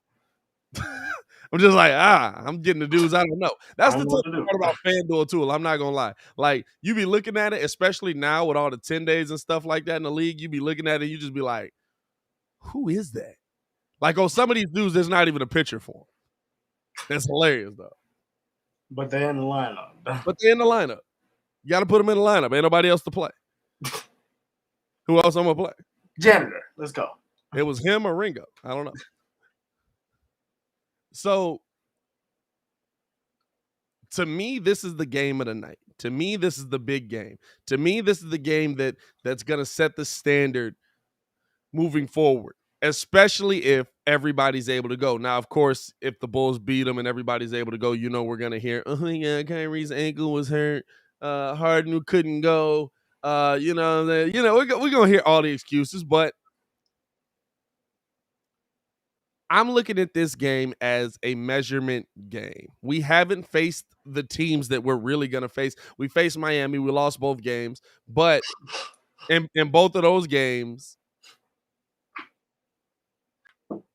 I think Vooch was – I don't think Zach played in one of them. I don't remember. I know injuries played a part in one of them. I think we might have been – Nah, Zach didn't play the one because he had COVID. Zach didn't play the one because of COVID. That was in Miami. That was the one in Miami, right? No, that was the one in Chicago, I think it was. That was when yeah. That was the one in Chicago. And then I think in Miami, I think DeMar was out. Something happened. Actually, I think in the one in Miami, we just got worked out. It's a good measuring stick to see. I'm not going to lose my mind tonight unless you get beat by 40. Like, you get beat like the Pistons did us last night, then I'm going to lose my mind. I want to see how we match up versus these teams. And we're going to get the opportunity to see that continuously over the next 5-6 games. And we got 4 over the next 5. That's why last night was so important. The Bulls came out and dominated Detroit last night. Absolutely worked them out. But last night was so important because minutes-wise, let me pull this up here again. And I kind of broke it down last night as well on the post-game show. If you guys didn't get to see the post-game show, check that out as well. Nikola Vucevic, 27 minutes. By the way, what a third quarter for Vuce. 16 in the third. Dog, I love Twitter going crazy because Twitter is just like... Twitter was like, trade Vuce. Vuce sucks. Trade Vuce. Oh, my God, Vuce. Love Vuce. Vuce, you doing your thing, brother. Keep going, Vuce. Feed Vuce. I was like, man, that was a hard switch right there, dog. How do we go from Tony Bradley is playing Vooch, outplaying Vooch in the first quarter to dog, Vooch is a dog? What? I was confused. I was also lost on that myself. But your starters, 29 minutes for Zach, 27 for Zoe, 26 for DeMar, 27 for Vooch. Io played 27. Troy Brown played 24. Kobe White played 23. McKinney played 12. Bradley played 10. Thomas played 7. By the way, Matt Thomas said, I'm getting my average up no matter what. Matt Thomas is a baller, bro. I'm not going to lie to you. The Bulls definitely use him as a human victory cigar because he is trash defensively. But Matt Thomas is going to get his shots up, and he's going to knock them down. And I thought, what you gonna do? I'm gonna shoot this. Man, Matt Thomas got in the game with like maybe 8 minutes left, and literally was just like dribble, pull up, cash, dribble, jab step, pull up, cash. I was just like, what is he doing right now? I was like, I'm trying to get my badges out. What you mean? The game is over. Matt Thomas is balling like it's the second quarter, bro. What is going on right now? I love it though, dog. I love that he got out there and got his shots up. I'm not gonna lie to you. It cracked me up seeing him just get out there and absolutely ball, dog. But no, it's a coming into tonight. your team is coming off a back-to-back, yes, and the Bulls are 7-0 off of back-to-backs this season. By the way, we've had 7 back-to-backs already this season, y'all. Wild. 8 now. They're 8-0 off of back-to no, because we didn't play the back-to-back. They're 7-0 off back-to-back. Tonight's gonna be a night where you're gonna need to see Zach LaVine get it going early. You're gonna need to see Vooch get it going early. You're gonna need to see DeMar get it going early. The Bulls have to find a way to get that defensive pressure that they had kind of going into the second, because in the first, we talked about it early, getting worked out. Yeah, Defense. no, they definitely got worked out in the first quarter. And so in that second quarter, I want to see this Bulls team come into it. I want to see that second quarter defense, that aggressive defense, that, hey, we're playing up. And you got to cut down on them turnovers. 17 turnovers last night for the Bulls. Now, Detroit turned the ball over, I believe, 20 times, but my God, you got to cut down on them turnovers. But yeah, what are you seeing coming into tonight's game, my boy? And just kind of how the East is shaping up. You know what I'm saying? Kyrie back. Just how the NBA is shaping up. Clay back. John Morant, dominant. What? Oh, hey, I want to say I told you so. Man, you told who? I told the Bulls to trade Zach for Ja. Hey. Y'all saw the tape. Hey, when they asked, what did I say? I said Grizz. Hey. I said Grizz. For what? Grizz for what?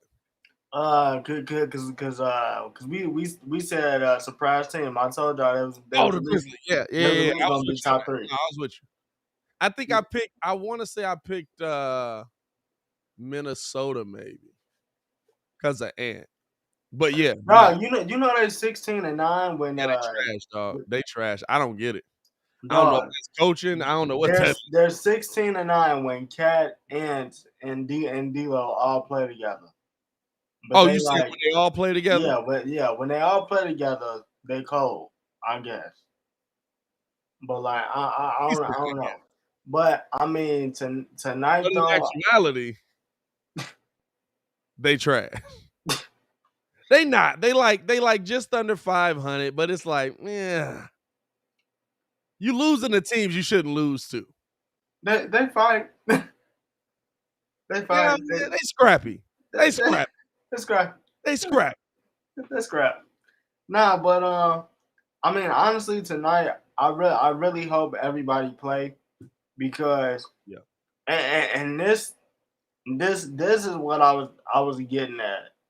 Like the last 2 post games when Muggs brought this up. This is gonna be the test, because these are the games that Kyrie's gonna have to play. Yeah. Are these games on the road? I don't care nothing about the games at home, because all Brooklyn got to do is still 1. And then you telling me, yo, we about to go on the road and we got to play Kyrie twice. Yeah. Now, somebody just go bust in on you. Oh, we laugh.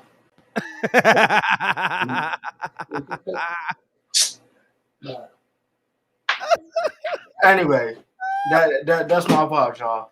Anyway, hey, Pops was in the back looking like confused. Samuel L. from what you would call it, dog.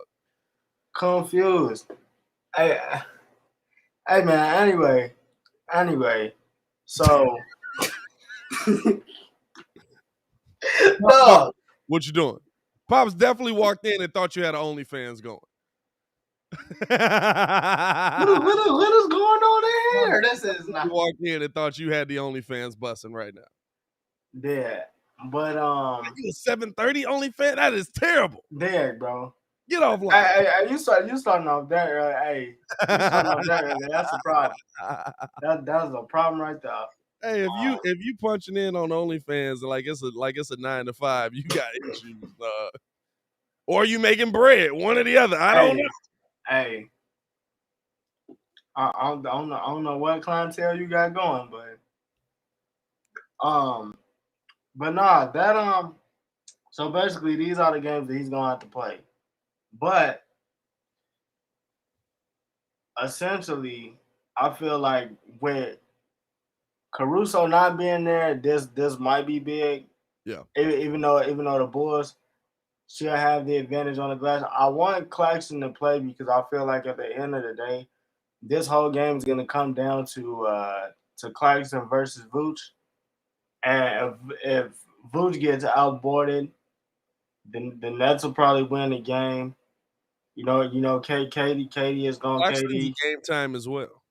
Yeah, KD is going KD, but I mean, even if just two of the three play, it don't matter which two, because as long as KD's on the court, I'm gonna roll with the Nets. But hey, man, it's gonna be a big game because this is gonna shape it up for the rest of the season for them. And like you said, the East is taking shape, so this is definitely gonna be a big game. Yeah. It's gonna be interesting to see, because to me this is a defining game, right? If you see Kyrie play, if you see James play, and the Bulls still are able to pull out a win, now it's like, oh, we for real. Because, and listen, unfortunately, we know, dealing with Miami, regular season wins don't mean nothing. Regular season wins don't mean nothing. But Glad you said it. it just don't. It doesn't. Like the regular season in the NBA is such a formality. It's just like, oh yeah, it's interesting. Good to see. You know what I'm saying? It keeps me entertained. Good for the subscribers.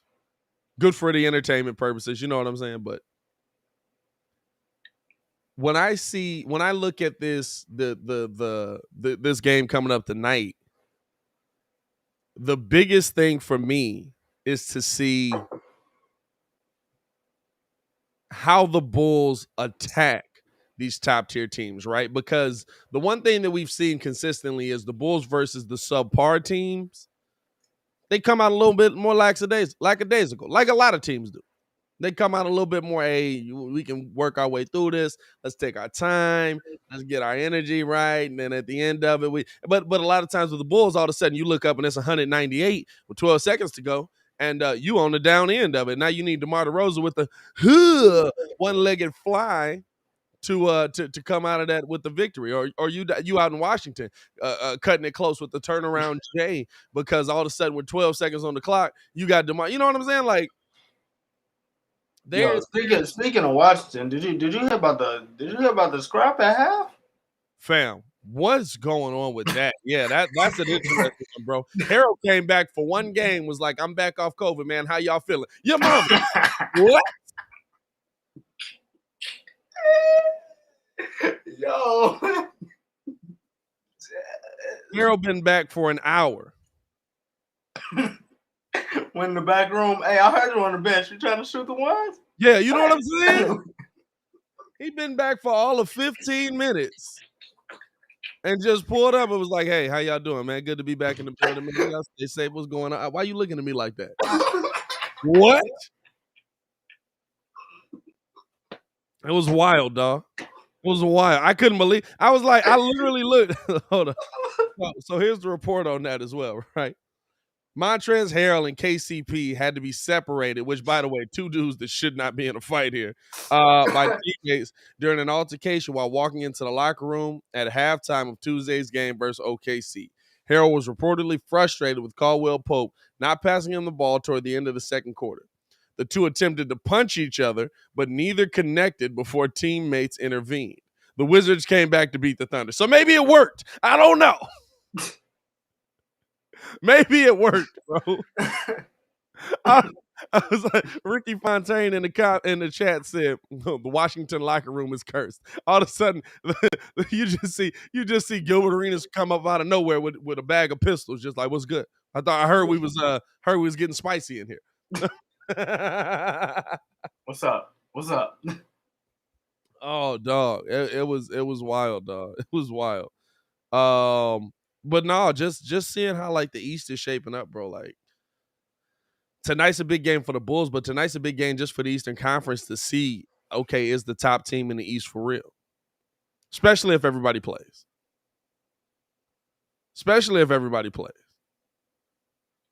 Is the top team in the conference for real? And it's not to say, even if the Bulls do come out on the losing end of this, it's more so is the top team in the conference for real when who we thought was going to be the top team in the conference does or has its full slate of players back. Because yes, they're not the top team in the conference right now, but it's really been KD and the rest of them. Hey, and they still been hooping. And they still been hooping. Nah, they've been getting, I ain't gonna lie to you, they've been getting beat by They some been getting they've busted been getting beat on the by some defensive teams. side of the ball. And interestingly enough, I want to check this as well, dog. How many top 5 teams has Brooklyn beat? I feel like we've heard them come out on a lot of the losing end of a lot of them games, bro. Like, I mean, listen, clearly any team with Kevin Durant is a dope team. And they got 25 wins. But hey, they be losing. No, it's that. I don't know if it's they need lost to another the Bucks, big or what. lost to the Grizz, lost to the Clippers, lost to the Sixers. That ain't a top 5 team. Oh, no, it is now. They're back in there. They beat the Clippers.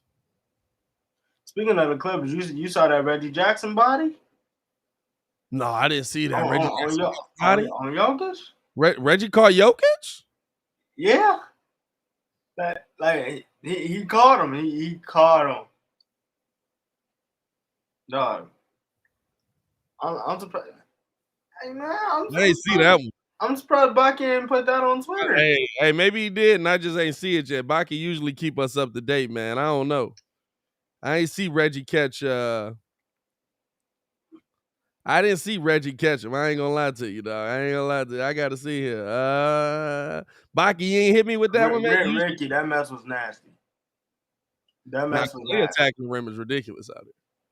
Hey, Jokic done got caught a couple times this year, bro. And it's funny, right? Because they just came out with a dig yesterday talking about Jokic is the most disrespected MVP in NBA history because of how people kind of look over him, look over his game, stuff like that, right? Hey, fam, you can't be getting dunked on like that and you the MVP. Because Lowry caught him, and you getting dunked on by regular dudes. Lowry caught him with one, and who's the other dude that caught him with one? You said Reggie Jackson caught him with one. Yeah, Reggie caught him with one. Hold on. I gotta see this. This is live reaction right here. Now, is this a dunk on for real, or is this a dunk by? And y'all finna tell me it's a dunk on. Is this body to body? Nah, it was a dunk on. What? Let's see here. It's live on the air, live reaction. Shout out to who is this? Shout out to Hoop Rips. Watching it on your channel. I'm surprised the NBA ain't took you down. Crossover coming through. Nah, come on, Come on, dog. Outstretched hand. Come on, dog. Come on. Y'all got me hyped. Come on, dog. Good job on Baki. I should have known it wasn't that good. When Baki didn't send it to me. I can trust Baki out here. Come on, dog. Wow. So that's why you're okay. Arm, dog. You know what I'm saying? It's still a dunk on. He definitely was trying to block the shot. It's a dunk on, but it ain't a body to body. It ain't what Lowry did to him. Lowry destroyed a human life. Dog, I feel like Ant John got us spoiled now. Hey, he couldn't go home and look his wife in the eye after Lowry dunked on him. I don't even know if he married. Couldn't go home and look his wife in the eye after Lowry dunked on him. Arm caught dunking on. Yeah, nah, dog. Come on, dog. I need that body to body. I need that. Hey, listen. I need that Caruso on PJ Tucker. Dog, Caruso just, I don't know, bro. Caruso just be making it look like he's not gonna make it happen until it happens. Hey, Caruso rose up on that man. PJ just had to hold that. PJ just had to take all of that. I'm trying to see if there's any update as well on Alex Caruso, by the way. It still says out with the foot but I believe he caught COVID in the middle of that, didn't he? No, I didn't see anything about him catching COVID. I wish they would. Yeah, no, 6 days ago enters health and safety protocols. Oh, So he should be out of it. So hopefully there's some conditioning. Hopefully they get that done. I don't see any update about him coming back, but hopefully we'll get him back sooner than later. yeah. Say, That's Shay. yeah, it's still his foot. That's Shay. Yeah, that's Shay. But no, this is the interesting thing, and this is the question I have for everybody in here. Shout out to y'all for pulling up. Shout out to y'all for rocking with us, man. Hit that like button, subscribe to the page. If you've been in here listening to us, man, you know we do this Monday through Friday, 6 to 9, every single day, live on YouTube, live on the Contender. If you can't just sit here and watch us on YouTube or you don't got the YouTube Red, go download the Contender app, man. You can hear us over there as well. Here's the question I have for everybody in here. With how the Western Conference is shaping up, how serious a threat is Memphis? Or is this just another Zebo, Tony Allen, Memphis feel-good team that's going to work hard, that's going to get it done? How serious a threat is Memphis? Now, they have a much better player in Ja Morant on this team currently. But and I'm not even saying maybe for a championship, but maybe for a team you didn't think that was going to be able to upset somebody. Like if Memphis maybe hits a injury patch or something like that, where they drop a couple. Like if you get a first round matchup of Golden State Memphis, and Memphis has beat, like Memphis is on the longest win streak right now, right? 10 games. They passed the Bulls up. Bulls' longest was 9. Memphis has 10. Memphis in that span has not played scrubs and will continue to play tough teams. Memphis has beaten the Phoenix Suns. They've beaten the Lakers. They've beaten the Nets. They've beaten the Cavaliers, who, say what you want, the Cavaliers, I don't know what's going on with that, but that setup is hooping. And they added Rondo to it, hooping. Hey, they also dominated the Pistons. They beat the Lakers again, and they just beat the Warriors last night. I mean, how serious are these? Just like I said, I ain't trying to say, you feel me? I told y'all this was gonna happen, but I mean, dog, it's just like they have it where it's like I'm not trying to say they have no flaws, but it's like, yo, you got Ja, you got Dylan Brooks, you got Slow-Mo. Like they have a length at almost every position. Yeah. Dylan Brooks, for as good as he is defensively, he can definitely go out and get you a bucket. Yeah. Jaren Jackson Jr. has come back off that ACL injury beautifully and just completely held it down. You got Steven Adams out here just doing his thing. Man, Steven Adams so solid, bro. Just solid. So solid, bro. Just solid. That's all you can say about him too, which is wild. Like they got these bench pieces. I mean Desmond Bain. Like you got Desmond Bain going crazy. Like just a bunch of solid pieces. And it's just basically like that. They young and they just playing with house money. Yeah. Like it's not like, yo, nobody picked us. We ain't got no expectations. Like, didn't nobody expect. Now suddenly I didn't expect them to beat the Warriors and the Lakers twice. And that 10 game span. I mean, you talking about the Cavs. You beating the best of the best in the West, dog. And I mean that block. Man. That block. Bro. I'm finna tweet that block again right now. Somebody had the nerve to say, Buddy thought, who y'all think he is? LeBron? Fan. No, I think he is exactly who he is. That boy is ridiculous. Stop playing with him. He tried to tell y'all what it was, bro. Like, dog,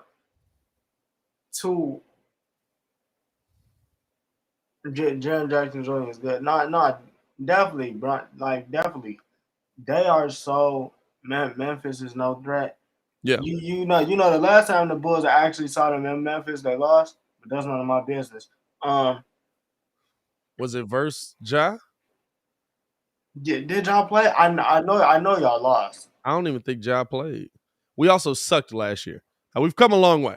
Yeah, Listen, but we also sucked last year. Actually, no, we beat them this year in Memphis, didn't we? Didn't we play I don't Memphis? think y'all play. No, y'all ain't even played them yet. We ain't played Memphis yet. Maybe that No, was last year. I don't know. no. But no, it's one of those things where I look at it, that Memphis team, and I'm not gonna say there's no threat, right? I'm not gonna say that they're no threat. Can they beat somebody in 7 is the question. As Tana in the chat, was good, my boy. I believe they could. It's all Can they dependent on beat can they matchup. beat one of these top teams in 7? Can they beat one of these top teams? We played them in the preseason. Okay, that's what it was. And Oh, okay. I think that's correct because I remember we played them. I was like, I remember DeMar being on the floor when we was playing them. Can you beat one of these teams, or can Memphis beat one of these teams that matters in 7? Because like Memphis has always been that team. Listen, great, good team. Mike Conley, Zebo, Tony Allen. Boys came out defensive clamps. All 3 of them defensive clamps. Busy, but you never were like, yeah, Memphis is gonna get it done. What's the furthest they made it? Did they make it to a Western Conference Finals? I don't think they ever made it. Maybe second round, Game 7 elimination, probably to the Spurs. Now, I think there's a lot of teams Memphis could beat, but how much of a threat are they? I say like a Utah. They can beat a Utah. Let's look at the standings here, man. Look at these standings here. Let's look at these Western Conference standings.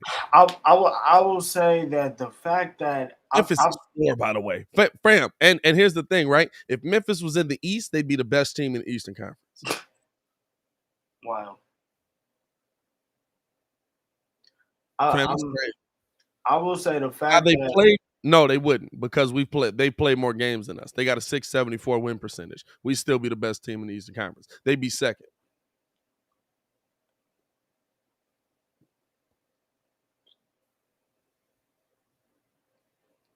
If we're looking at these top teams, Phoenix, can they beat Phoenix in a 7-game series? possibly, but I still have to get an edge to Phoenix over experience. Giving the edge to Phoenix too. Golden State in a 7-game series. Nah. Utah in a 7-game series. Yeah. They're next. They're the number 4 spot. If this thing moves around, could they beat the Lakers in a 7-game? I think so. I know. Yeah. No. Yeah. This Lakers team, yes. Could they beat Denver in a 7-game? I think so. Could they beat Dallas in a 7-game? I think so. Now the Clippers is a weird team because the Clippers are just kind of floating. You add Kawhi and PG back into that. That's a very different team.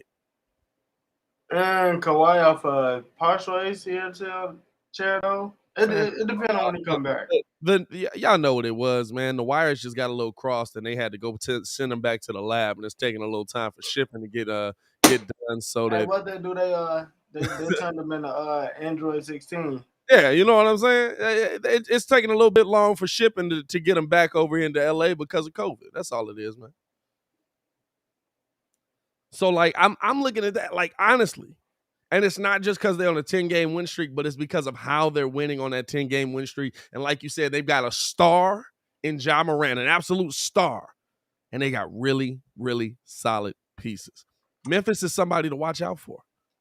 Yeah, I would say the fact that the biggest thing to me is Dylan Brooks and Jaren Jackson Jr. Like the fact that Jaren Jackson Jr. can go out and switch on anybody, and then it's like Steven Adams comes down now, and you got to remember they finally got a full season under him. Boy, I almost tweet. I saw Zaire and I thought it was D Wade's son. I was like, when they sign this dude? Dog. It's Zaire Williams, y'all. Zaire Williams. Dog, yeah. Zaire Williams, that Desmond Bain, like, bro, it's literally like that it's just a crazy group of defense, and it's just the length. It's just the length. Like I said, I know I picked them, but I didn't think that they was gonna be able to do this in this amount of time. Yeah. And I definitely think they'll be able to knock off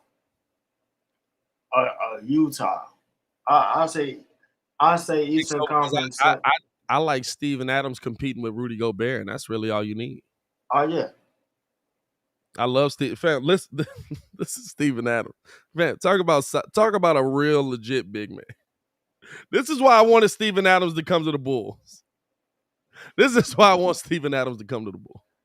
You want to read, bro? 14 rebounds, 11 rebounds, 12 rebounds. Points don't even matter. In this game, he got 12 and 13, double-double. 6 rebounds versus LA. I'm not sure what happened there. 16 rebounds. He got a double-double that game too, 13 and 16. 10 and 9. 14 rebounds. 12. That's what I want. Let's go down there, be big, be Australian, dog. Shout out to you. Go out there, be big, be Australian. Shout out to you, bro. And the thing is too, Ja is closing out these fourth quarters as well. Like not as good as DeMar, but you know he's finally when the ball is in my hands, I can get busy. Yeah. When I need to. So it's just like, cause I don't know right now he just on a different level. Like he just on some I'm in your face. Can't nobody really slow me or slow me down or stop me. So I'm gonna get to where I need to go. Yeah. I mean, and we talked about it. I mean, it's like you said when you first seen him. Like, Buddy is a point guard. I mean, we looking at Derrick Rose, Russell Westbrook-esque, just a point guard. Like the passes. God. He ridiculous right now. Tom said I thought he was from New Zealand. Is he from New Zealand? I thought he was Australian. Oh no, Jason Momoa is Australian, ain't he?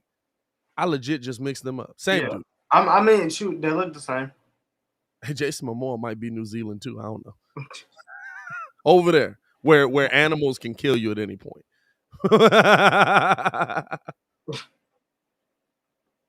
That's crazy, dog. It's crazy. Like, legitimately, Memphis has played themselves to this point.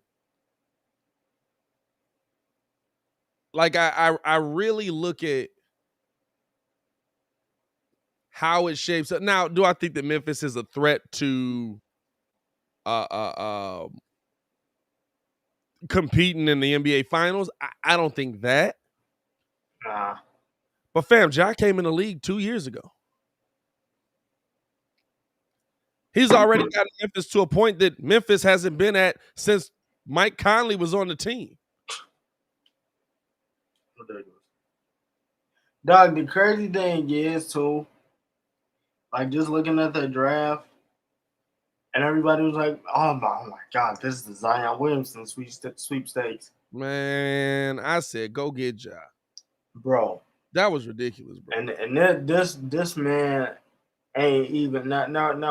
Granted, last time we saw Zion 27 a game. Yeah, but it's like, dog, he has not played in so long, and it's like Ja has like lapped him, like legitimately lapped him.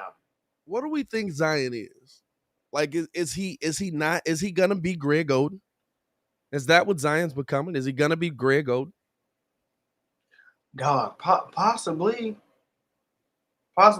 Yo, cause the last report I saw was that they moved him down to Portland to rehab to get him out of New Orleans. But I'm just like,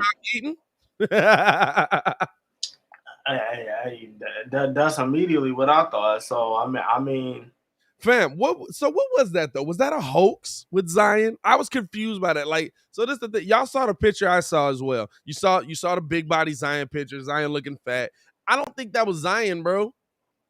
Because I don't think it was. somebody posted a picture like a day later and was like, "What are y'all talking about? This man is mad cut." Right Here's there was like, yo, I just took a pic with him. This is not. That but wasn't I mean, Zion. honestly, is Zion gonna be an and here's the thing you gotta ask: is Zion gonna be a Greg Oden or is he gonna be a Joel Embiid?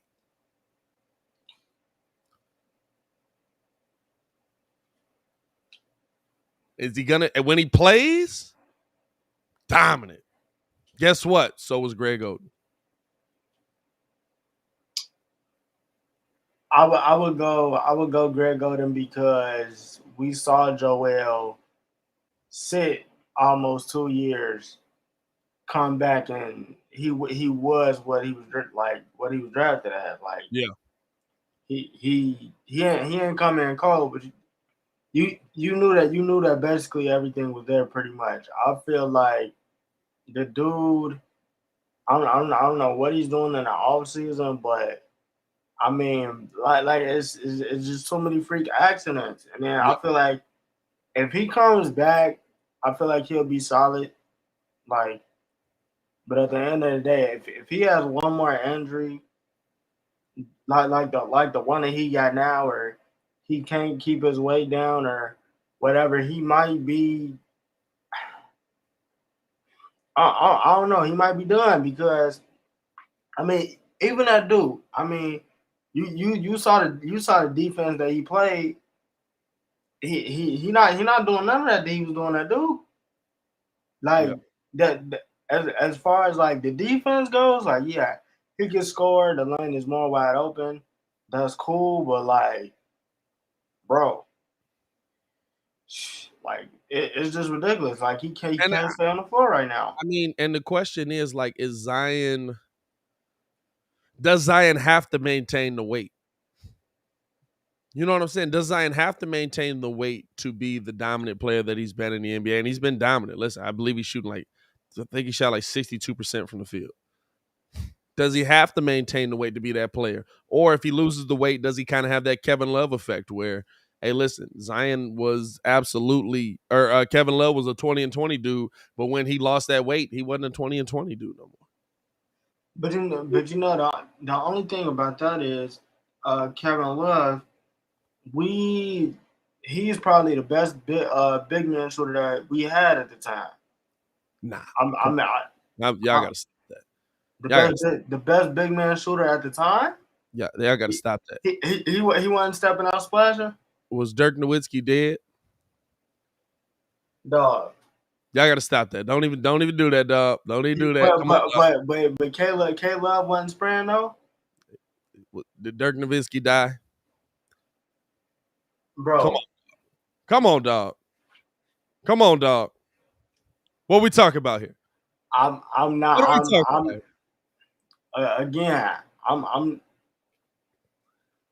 What are we talking about yeah, y'all got it here? You come on, you even know. yeah, You even y'all got it. know. Dog, I'm just saying. Like Love Caleb. I'm not saying K Love was a bad shooter. I'm not saying K Love couldn't Dog, he was a great shooter. he was a great shooter. But come on, dog. Big man shooting. Come on, dog.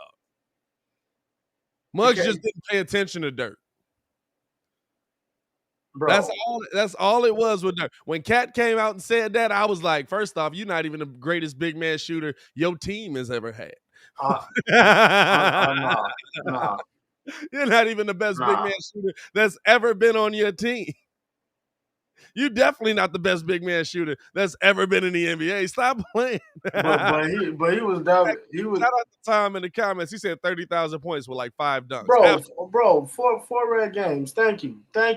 I'm Hey, like Kevin Love was still nasty. I'm not saying he wasn't, bro, but we're not gonna say he was the best. yeah, We're not gonna say he was the but best. when he lost that weight, K Love had the ability to go shoot that knockdown.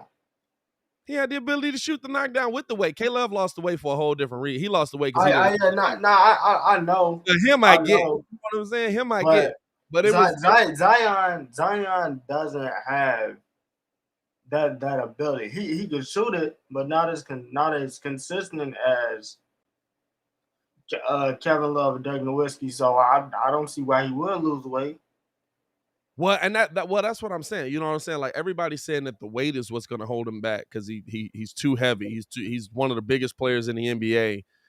He shouldn't be able to move the way he did. And shout out to everybody that's just now pulling up, man. Hit that like button. Shout out to Vern in the chat, P1. Shout out to Kenny Keiss in the chat. Ken, what's good? It's when I look at Zion's game, though, the thing to me that is the difference is he can handle the ball while being at that size, bump people out the way, and make a move. If you take away that weight, does he still have the bump people out the way ability? Does he still have the ability to finesse his way in the paint like he does? Or does he kind of have to become that wing type of player? Because you talking about sending him from what's he weigh now? I believe he was 260 something, 265, 265, close to it. Let's see. Zion weight. Dog, this say 317. Right now? I don't know. Dog, I would. Yeah, Hey, so what was it? 317 too heavy. I gotta see that. That's a 317. Dog, he had to be like 285 out of college, dog. See now Google is finding like these articles that say he 330 pounds. Yeah, them the new articles. I gotta see his rookie weight. Cause bro, thank you, Steve-O. I think, bro, like he was 280. All right, cool. 280. I was like 317. Relax now. Because this is the thing as well. Like he's over 300, but he's not running. He's not playing basketball. Like when he starts getting into basketball, when he starts getting into running around and do he'll be okay. He'll lose that weight again. He'll lose that weight quickly again. So 285. You're talking about getting him down to 260, probably. You want him to lose about 20 pounds for his height and weight. How does that affect his game? Does it help him because he's actually going to be able to have a career? Does it hurt him because he doesn't have the weight anymore? He doesn't have that strength. He doesn't have that ability to just move people out of the way. No, yeah. You said talk to Chuck. I mean, talking to Chuck is cool, but at the same time, Chuck wasn't nowhere near that way. He was a round mound of rebound. You got to remember, like Chuck was cut. He was nowhere near as shifty. Who? As Chuck. Oh, Chuck was shifty though. Come on now. As Zion though. Yeah, no. Chuck was a problem. Chuck was a problem. Chuck was an amazing athlete for his weight. He really was. I don't know. I just feel like the cuts, everything he makes, the jump stops, like something is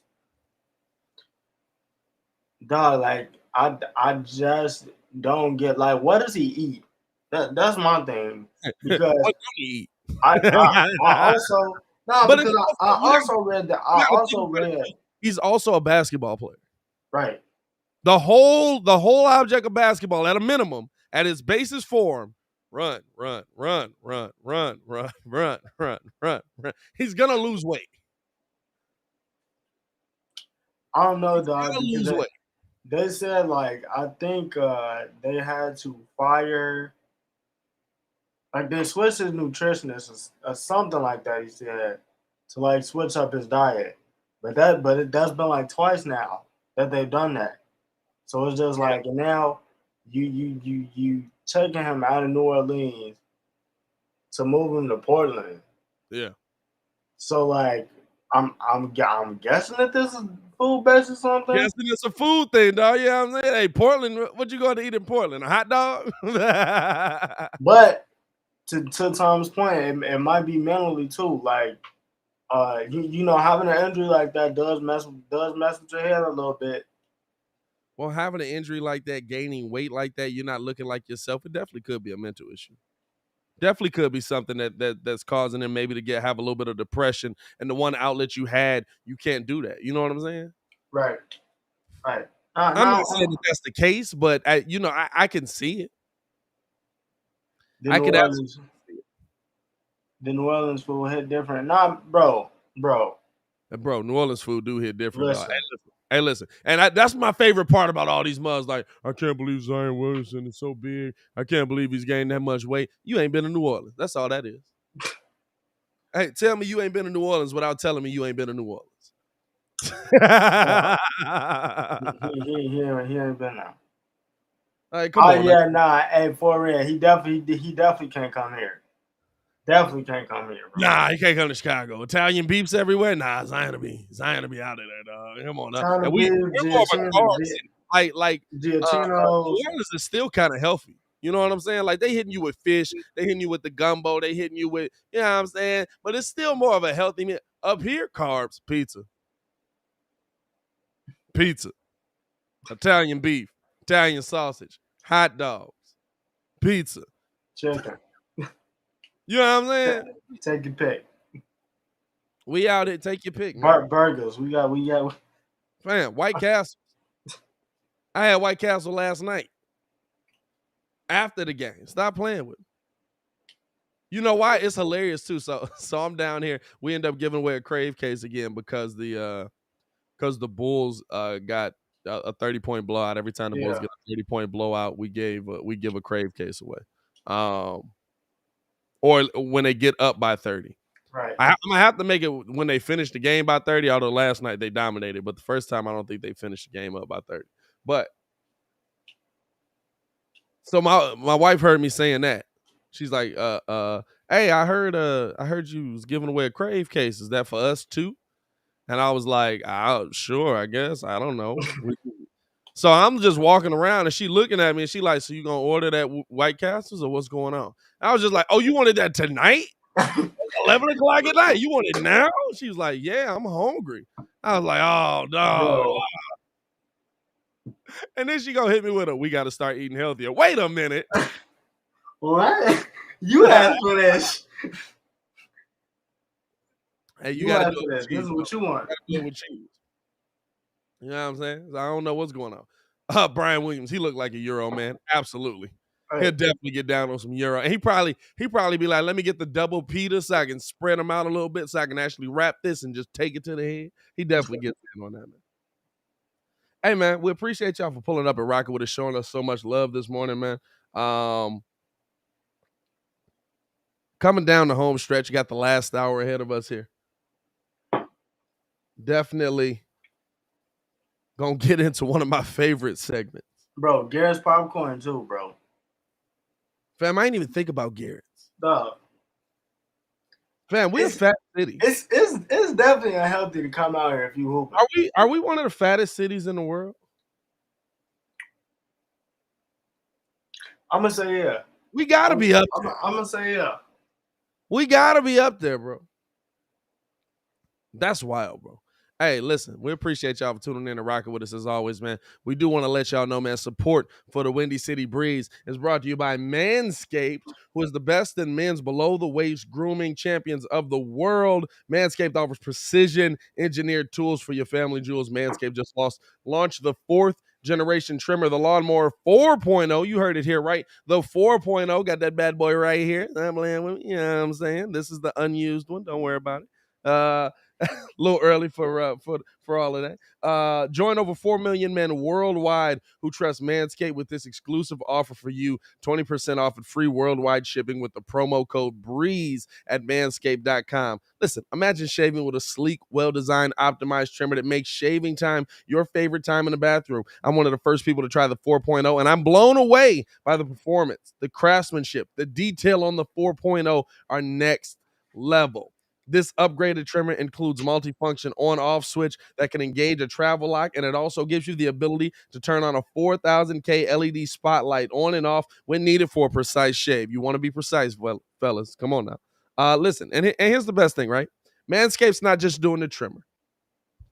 The trimmer's great. Comes with wireless charging. Get in on that. Manscaped's also got your crop reviver. Manscaped's also got your crop preserver. Manscaped's coming with the body wash. Manscaped's coming with the shampoo. Let me tell you something. The biggest thing I like about it, I'm not going to lie to you, smell good. It's that smell good, dog. That the body wash, the shampoo, fam. I threw that on the other day, right? Threw a little crop preserver on. Come downstairs. I'm chilling. Wife's looking at me. She like, what's that smell? What's that new smell? I'm like, oh, Manscaped here, they hooked me up with the you dig, blah, blah, blah. Oh, I like that. Let's keep that going. What's going on with that? You know what I'm saying? So Manscaped is doing us right, fellas. They're getting you smell good. It'll have your lady all over you, man. Make sure you guys check out the promo code BREEZE at manscaped.com for 20% off. Once again, let me get that off the screen right there, man. Just want to make sure y'all can see that. That's the wrong thing. I'm hitting everything except what I need to be hitting here. Here we go. Use the promo code BREEZE, 20% off at manscaped.com, fellas. Not only your balls will thank you, but your lady will thank you. Get yourselves right out here, fellas. We got to keep it clean out here. Keep it classy. Keep it classy. Shout out to y'all, man. Coming down the home stretch here. One of my favorite segments. One of my favorite segments, right? Let me make sure I got these stories pulled up because I got some stories for y'all today. One of my favorite segments that we do on this show. Time for a little bit of ain't no way, boy. 84 out of 100. That can't be right. Crazy happening. And just a few random things that'll make you say what? It's time. Boy, ain't no way, boy. Boy, ain't no way, boy. Dude. Boy, ain't no way, boy. Time for Ain't No Way, boy, brought to you by manscaped.com, where we come in and we tell you some of the craziest stories that we've seen, that we've found from the day. And now that it's time for this segment, all of my all the stories I had have disappeared. Perfect timing. I'm killing it right now.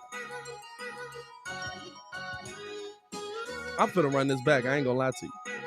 I can't find my stories right now. Why is this being weird? I'm kind of irritated. Now I'm really irritated because now I'm just looking stupid out. Shout out to y'all, though, man. Appreciate that love.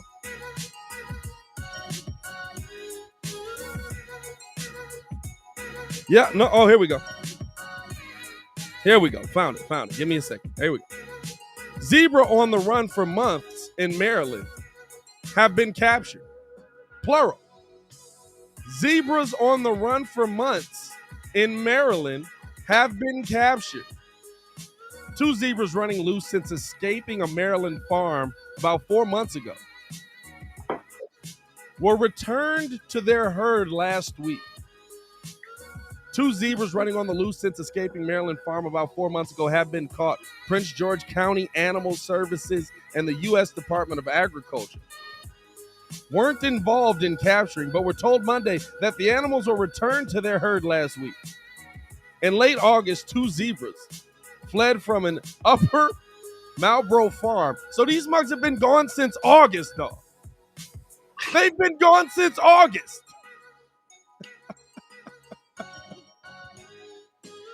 Where officials have said about 40 zebras live. Residents in the region shared sightings of the free-roaming pair on social media. And even Washington Dell Eleanor's Holmes Norton chimed in on the escape.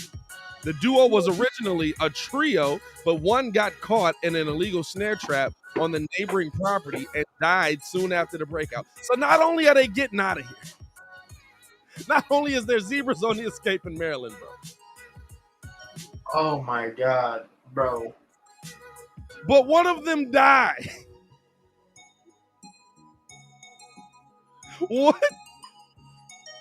The county filed animal cruelty charges against the owner, Jerry Holly, in October after the zebra was found dead inside the farm's enclosure. So, Ringo, if two zebras were on the run for multiple months in your city and you just seen two zebras pull up on you, what would you do? What would you do? Hey, dog. I gotta get y'all for the my story's tweaking on me right there. I'm not gonna lie to you. But go ahead, dog. It might have turned into concrete cowboy real quick. You gonna ride the zebras? Hey, bro. I know. It's either that. I keep the zebra in the crib like Buddy did. Hey, so you keeping the zebras? Dog, you're not sending the zebras back. You holding on. You know what though?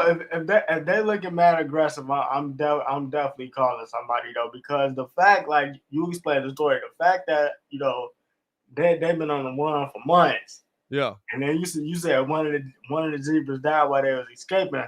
What was y'all doing? Well, it got caught in a trap. Like, fam, the animal stories are my favorite ones. I'm not gonna lie to you. Here's another one, dog. Here's another one. I got to get y'all another one because it tweaked. Normally, I only do one of these, but I got to give y'all another one because it tweaked, which is not better. Which is not better. Run the intro back, dog. And now, a segment of wild stories, crazy happenings, and just a few random things that'll make you say what? Oh, dog. It's time for Boy, ain't no way, boy. Boy, ain't no way, boy. More red set Pixar right now. Boy, ain't no way, boy.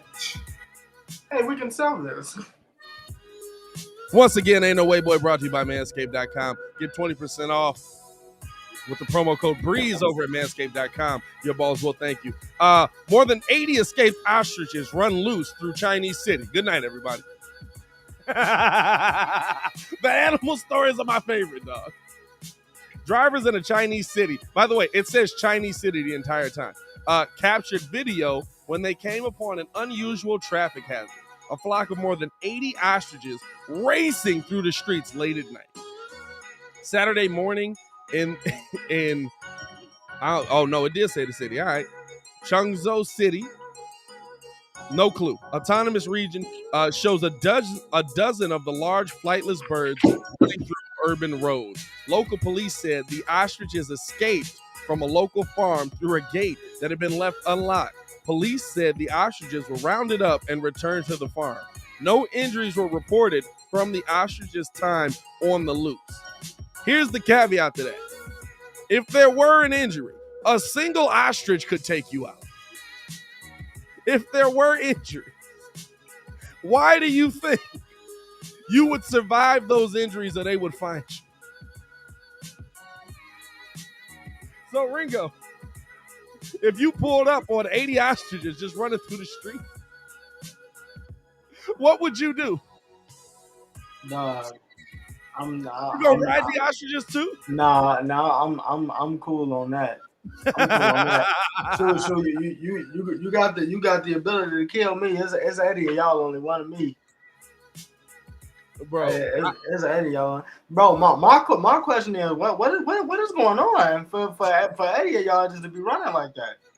Fam, they said they left the gate at the farm unlocked, bro. They that's the other thing too. How are these animals getting out of here? Bro, what is going on for them to leave though? Like that's my question. Like, first we got the running out of bulls, now it's the running out of ostriches. you just Fam, this bird runs 60 miles an hour. You're not getting away from it, first off. That's the first problem. There's 80 of them. You know what I'm saying? There's multiple ostriches pulling up on you at this point. Billy Tate says that sounds like Night at the Museum stuff right there. Hope they made it back before dawn. Hey, no said he gonna run them over. Let me tell you something. You're not running over 80 ostriches, no, dog. you really not. You gotta have you a semi to run over 80 ostriches, dog. Bro, it's 80 of them. They got the ability to kill me. I'm straight. Bro, that's a wild one, dog. So which is more wild, right? Which is more wild? The ostriches getting out or the zebra being out since August? Dog, I feel like it's the zebra though because bro, look. Fam, how was they hiding out? Was they literally just running in front of like billboard? This was in Maryland, bro. Were they literally just running in front of black and white billboards, just hiding out? Three of them escaped and one of them died. They were out long enough for one of them to die. Nah, they was thinking of a master plan or something. Dog, I don't know, but yeah, I definitely got to go with the zebra. Are we seeing the animal uprising coming in? Sure, it might be if any of them escaping in China like that. Are we seeing an animal uprising beginning in the world, dog? Are the animals finally sick of it? Exactly. Shout out to Kanye in there. He said Madagascar. Exactly, bro. Bro, but that's why and the zebra's been out since August is wild, bro. I asked this question to somebody. I'm like, yo, out of all the animals that's in the world, which animal would you want to have the ability to talk to you?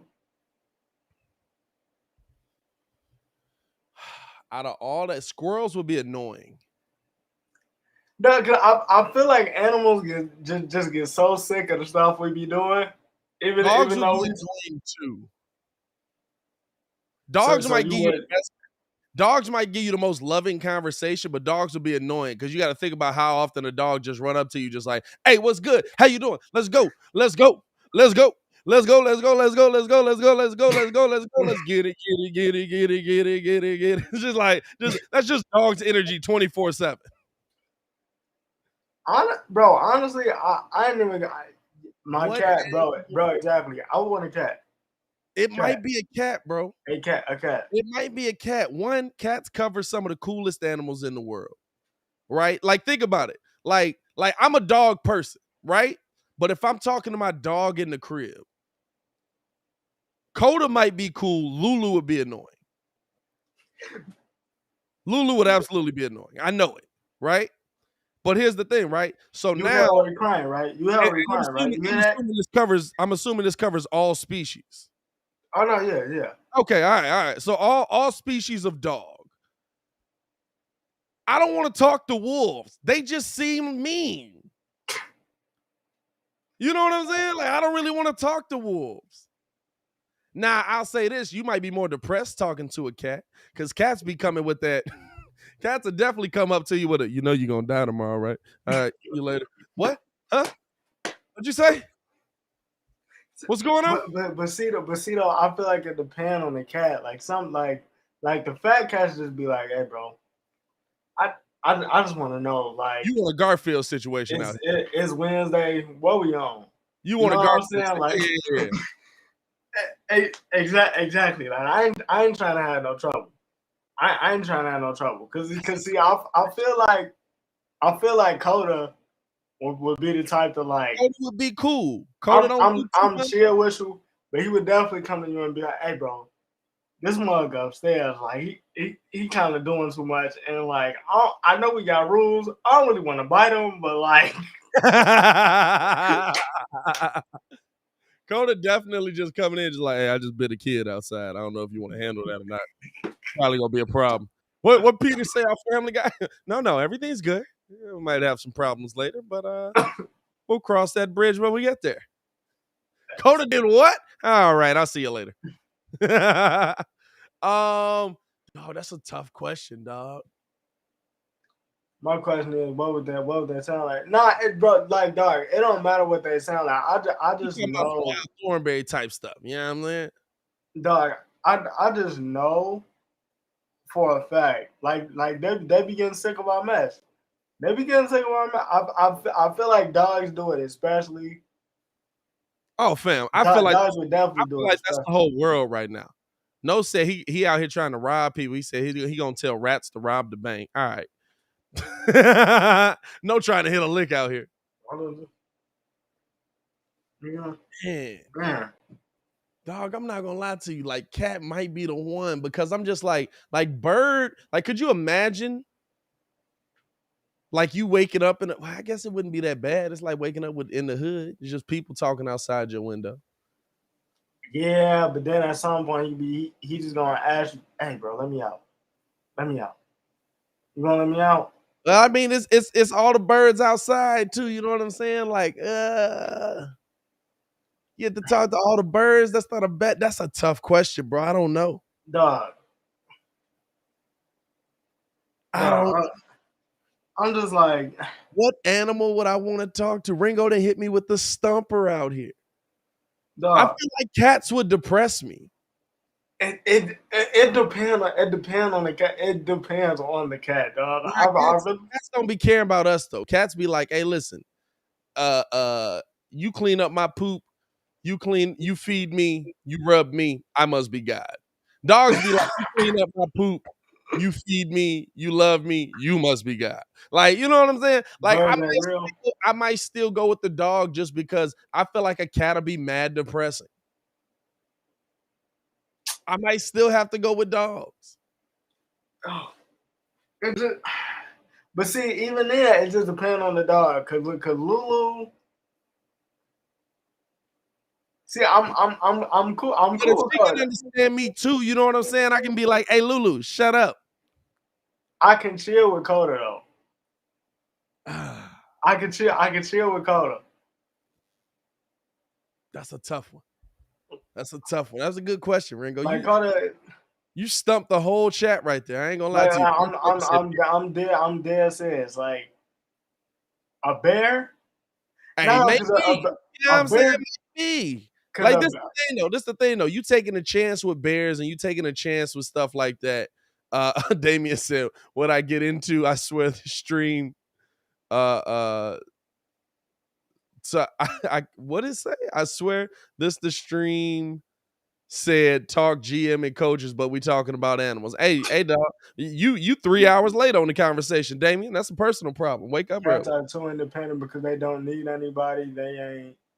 They aren't domesticated. They just decide. Now, you know what? I will say this though. Horses will probably be cool. I do horses. Cause horses gonna live long enough, right? Like, let's be real. I love Coda. Coda probably got 4 or 5 years left. True. You know what I'm saying? True. Horse is a 40, 50-year friend. I can get old. You can get old. We get old together. I'm 27 at this point. By the time we both old, you 50, I'm 70. You know what I'm saying? I'm going horses, dog. I'm going horses. Horses probably cool. They keep in regular conversation. You know, they get hype every now and then. But most of the time, they just like, man, I'm just trying to eat my hay and call it a day. You know what I'm saying? I'm not doing too much. I'm going horses, dog. Brian, a shark? Hey, Brian, you got to get down there with the shark. That's the problem, dog. You know what I'm saying? Talk to a lion. And then you got to speak words to the shark. Man, before he decide, hey, am I gonna eat this dude or what's going on with that? I don't know. I don't know if I can do a lion. Well, I mean, if you're doing cats, you can get all of them. You know what I'm saying? You get cats, you can do all of them. Nah, I'm going horse, dog. I'm going with a horse. Definitely not messing with a cheetah. Especially too, because this the thing, right? This the thing. Especially in the line of work we do, I'm able to talk to horses now. Kentucky Derby's way more interesting. Hey, yo, what'd you think about being a Triple Crown winner? Hey, man, listen, I'm just out here just trying to do what I do. You know what they say? I win this race, I get to go home with Shorty over there, which is a wild prize. By the way, we be canceling horses left and right. Just like, oh, y'all hit me with that political correctness. I've been doing this for 10 years out here.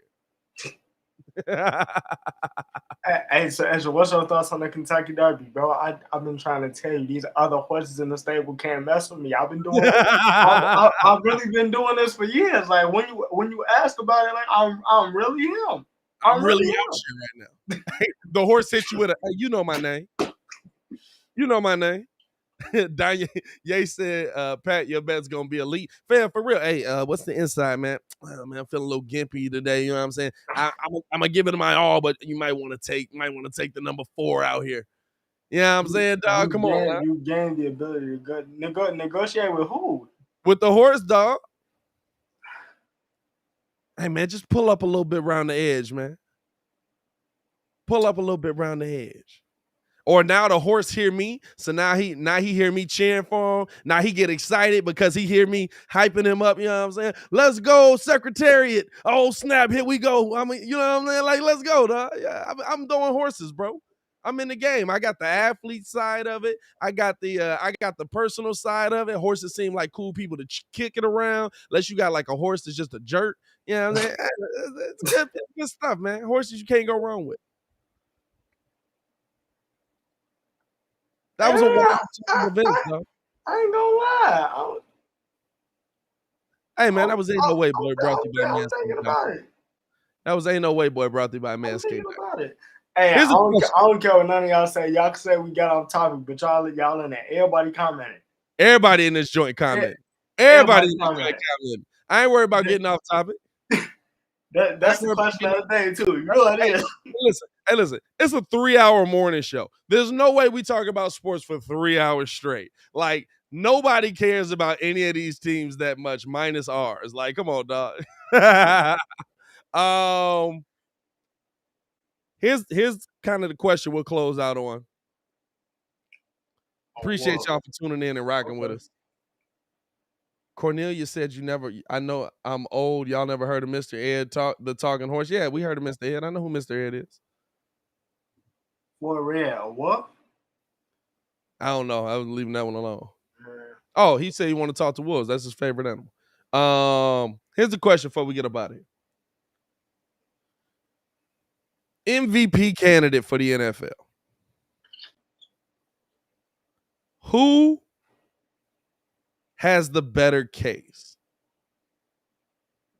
Is it Aaron Rodgers or is this Tom Brady's race unquestioned? Tom Brady having a dominating season. Tom Brady has been balling this entire season, but Aaron Rodgers has been balling as well. Who's done more for their team? Who's done more with less? Who's your MVP finishing out this season? Or is it somebody outside of those two?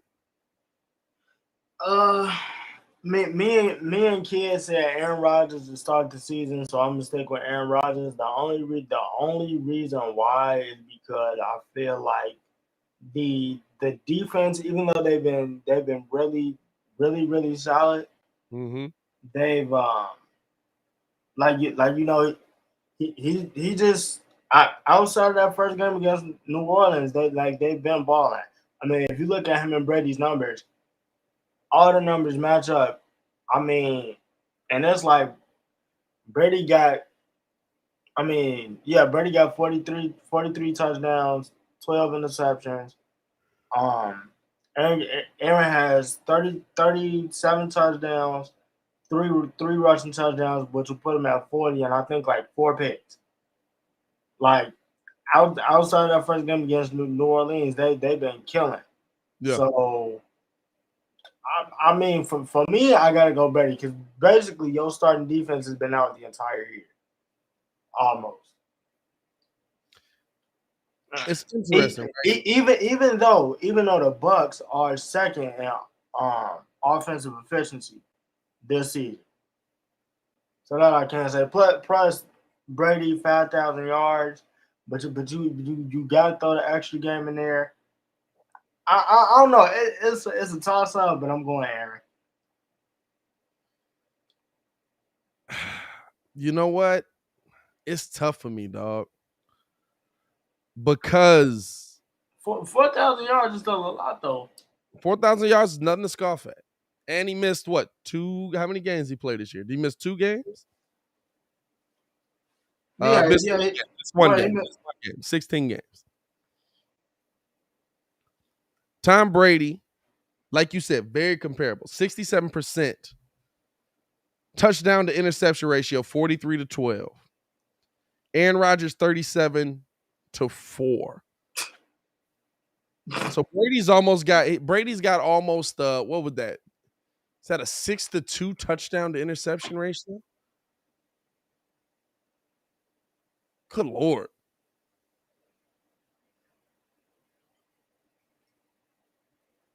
No, that's his touchdown percentage. Then that would be his touchdown percentage.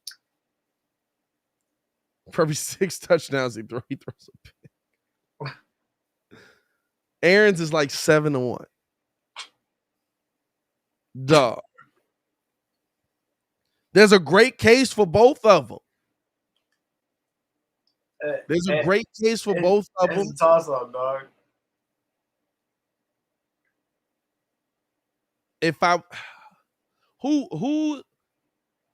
We saw Aaron off of the team.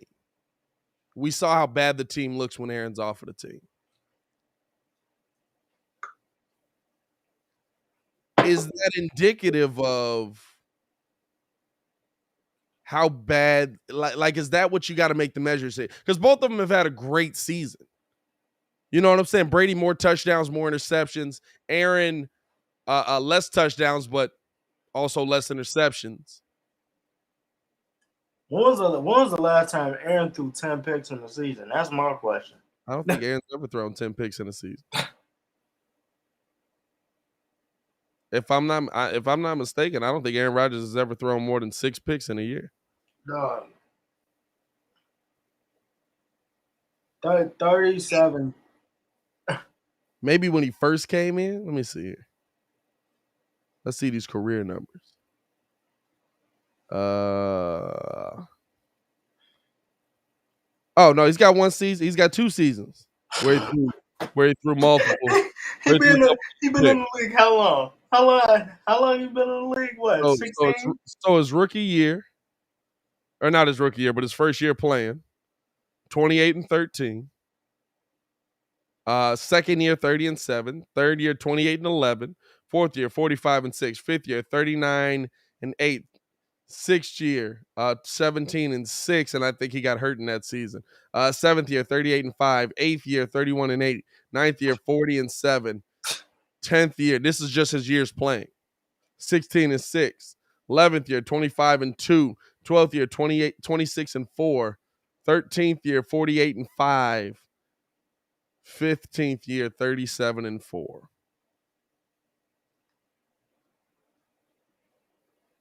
Thirteen of those years. Like dog. Only God, 2 it's tough years being a ago. Bears fan, bro. It's so tough being a Bears fan, bro.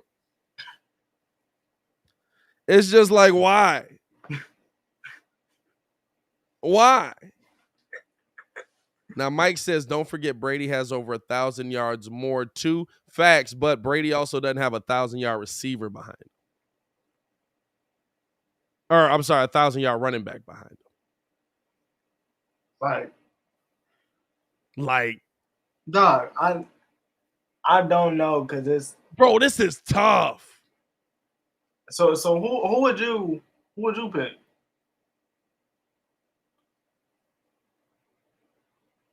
I think I would go Brady because Brady, to me, did more for his team as a whole, not just on the field, off the field, doing everything he could to get them in there in training camp, doing everything he could. Like, at this point, I got to bring the other stuff into it. Like, for me, it's all about play on the field, but just getting his team to the field, getting his team prepared for the game. Like, I don't know, dog. Like, I would go, I don't even have a good reason to go Brady. I guess because he threw for more than 1,000 yards more. But at the same time, he didn't have a 1,000-yard rusher behind him. You know what I'm saying? Like, that's the tough part. But Aaron did play a game this season with legit backup receivers. Yeah. And he beat the top team in the league at the time.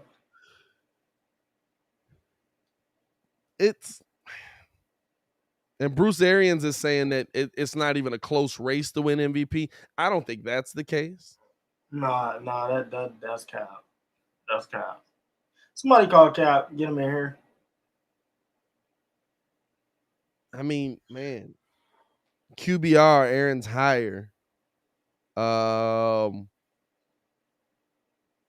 Aaron's got more touchdown runs. He's got 1,200 more. Brady's got 1,200 more yards. Yeah, it might be Brady, dog. I'm not gonna lie to you. That's a lot more yards. That's a lot more yards. Hey, Packers got the number one record. Packers got the battle. Hey, it might be Brady, dog. 1,200 more yards. That's a lot of yards. You a true Bears fan, can't go with the odds, huh? No, you know what? I really am not a Rodgers never had an all-pro receiver. Did Devontae Adams die? Bro, and we not gonna sleep on Jordy Nelson. Like Jordy was all-pro. He wasn't somebody I would put no, over. Jordy was Cooper Kupp before. Like Jordy was cold. Cooper Kupp. Ooh, I don't know about that one. You can't say Jordy wasn't nasty. I don't know if I can follow you down that one, dog. I don't know if I can follow you down that one. Jordy was cold. I think I would have to give, it, and it's tough because like for every caveat there is for Brady, there's another caveat for Rodgers. You know what I'm saying? Like Rodgers has the better record. Rodgers won more. Brady scored more touchdowns. Brady got more yards. Rodgers has less interceptions. Interception to touchdown ratios is better. It's the best race I've seen in a long time, bro.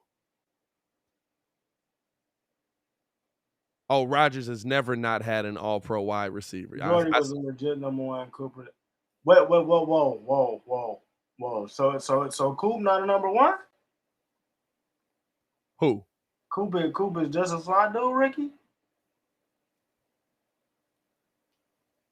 Jordy was a legit number one. Cooper is a slot. I don't know what y'all talking about. Cooper who? Cooper Kupp? Cooper Kupp. Oh. No, Cooper's their number one. Cooper's definitely getting it. He is a slot, but he's also their number one. It's like they got a weird dynamic there. But no, Cornelia said, look at Kupp. Now, listen, this is the thing, right? This is the thing. Cooper Kupp can be in the running on it, but we know this is a touchdown award. You know what I'm saying? We know this is a touchdown award. Yeah, I mean, Triple Crown is nice. You know what I'm saying? Like Triple Crown is great. Actually, numbers are great, but this is a quarterback's award. This is a quarterback. Like, how often Adrian Peterson is the last non-quarterback to win the award?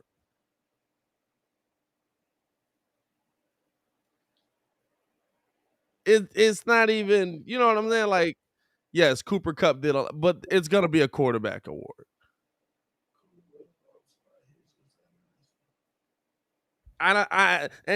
Listen, you might not like it, but that's how it's always been. That's how it's always been.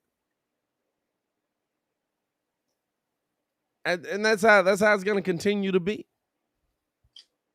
Man, that's tough, dog. Is this the closest MVP race we've had in a while? Yeah, honestly, I would say it's the closest.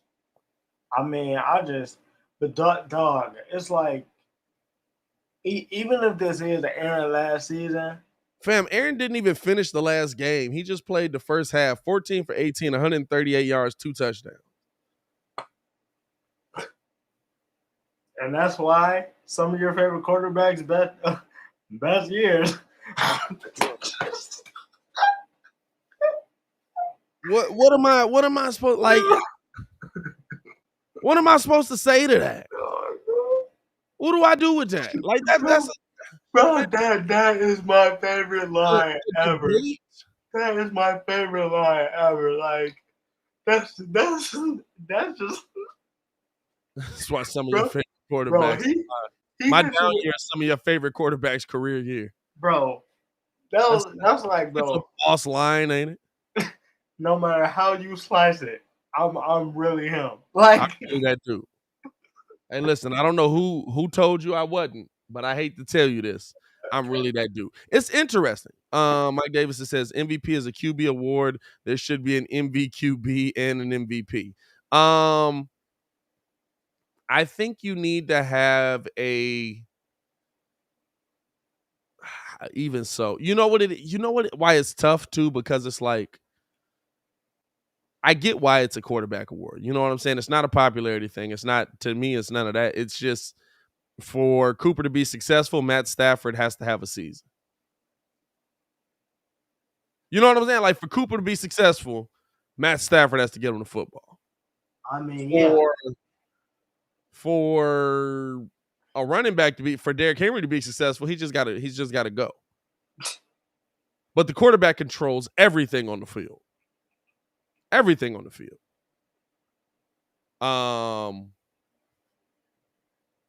So who's your coach of the year? Coach of the year.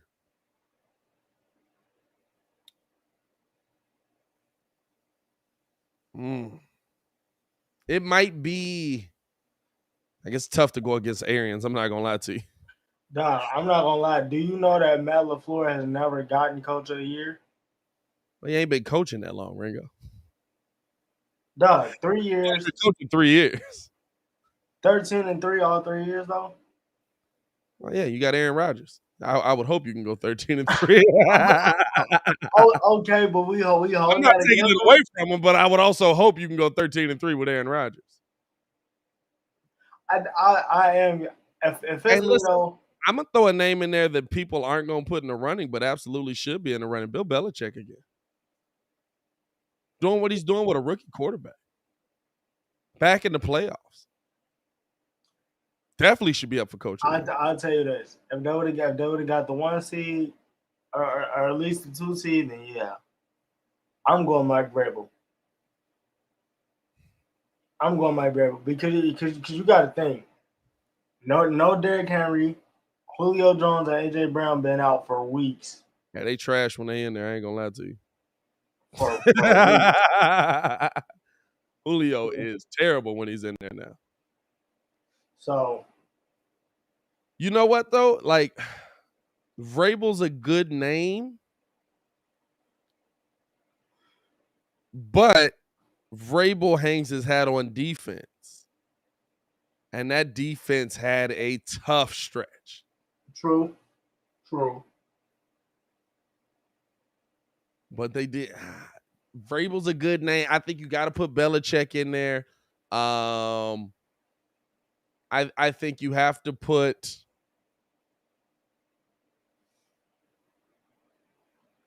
You got to put Andy Reid in there for another one. Andy Reid, best team in the AFC. Cliff Kingsbury, no.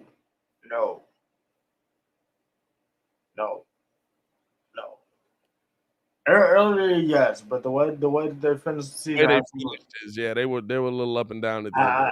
Absolutely not. The way they started the season. Listen, another name that Muggs might not want. Do you got to throw Mike McCarthy in there? True. Dallas is 12-5. Dallas was a joke 2 years ago. In 3 years, he's absolutely turned that team around. And I know we can say, well, Dak is healthy. Well, listen, he what he did last season when they lost all their quarterbacks and had to play Andy, and what he's done this season with Dak Prescott and that team and getting that defense right, you might have to throw Mike McCarthy's name in there as well. What about this? Zach Taylor, Cincinnati. That's a one-sided team to me. Hey, but we didn't think they was going to make the playoffs, though. I didn't think they were going to make the playoffs. It's a close race, kind of around the league, dog. Because there's a lot of them underdog stories that like I didn't think Dallas would be this good. Because Speaking to Dallas, who's our defensive player of the year? Micah Parsons. What? No, Just outright no Aaron Donald love? Yeah, no, Micah Parsons. So it's tight. This is why. This is why. I don't think Dallas's defense is good. I think Micah Parsons is that good.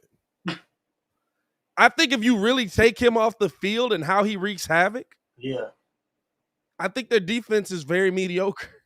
dude, I've seen him line up at right outside linebacker, and say like you could put him anywhere, and then it's just like I'm finna cover. Like we have not seen nobody this good in a couple years since Roquan, and Roquan is good. Yeah, but Roquan is great. I love the name T.J. Watt, 22 and a half sacks in 14 games. Crazy. Eh. Ain't no. There's a lot of sacks. Bro, at this point, that's just what. If your last name is Watt and Bosa. But to me, the difference is T.J. Watt, yes, absolutely dominated on the field, did what he had to do, but the defense was still, man. The Pittsburgh defense was still very. Micah is going to get 3 defensive player of the year, rookie of the year, and defensive rookie of the year. Yeah. Now, that's the one reason why Micah might not win it, right? That's the one reason why Micah might not win it, because he is a rookie. They might give it to Watt because Micah's but that's bogus though. That's bogus. It's bogus. But they might give it to Watt. That'll be bogus. That'll be bogus. It's not like TJ don't have a case. I would no. He got a case. No, he definitely got a case. But because Mudge is talking about some Bears should. I just saw the comment. Don't think that it slipped by me. Bears should have yes to Trayvon Diggs over Jalen. Stop. The reason why Diggs got them interceptions is because of Micah. Like let. I agree, but that's a fact. Bears defensive line couldn't get pressure enough. Like look how good Jalen and them looked when they did get pressure. You know what I'm saying? And Diggs has absolutely been burned. You get the sack record, you deserve it. I mean, they got what are they? 8-7 and 1? 8-7 and 1? It's still about your impact. Like yes, he did get the sack record. Absolutely. The defense was awful. Wasn't awful. Wasn't good. When JJ was winning defensive player of the year, that defense was a dominant defense, and JJ Watt was dominant. You know what I'm saying? It's still about winning at the end of the day. It's still about getting the job done. It's still about putting your team on the next level. And that's also the reason why I feel like Micah gotta get it, because I mean Micah's done so much. Like he's lined up everywhere and been successful. Yeah. Everywhere. Like Randy Gregory. Yeah, he really is lined up everywhere on that field. The only place he has not lined up at is corner. I was gonna say safety. No, he's pretty much lined up in safety. Like they put him in safety. Man, he's literally. But the thing is, he's that fast. Is it a specialist? Would you rather give it to the specialist, which T.J. Watt is absolutely a specialist. He's absolutely got the ability to just get back there and destroy your line. Or would you rather give it to the jack of all trades? To me, I gotta.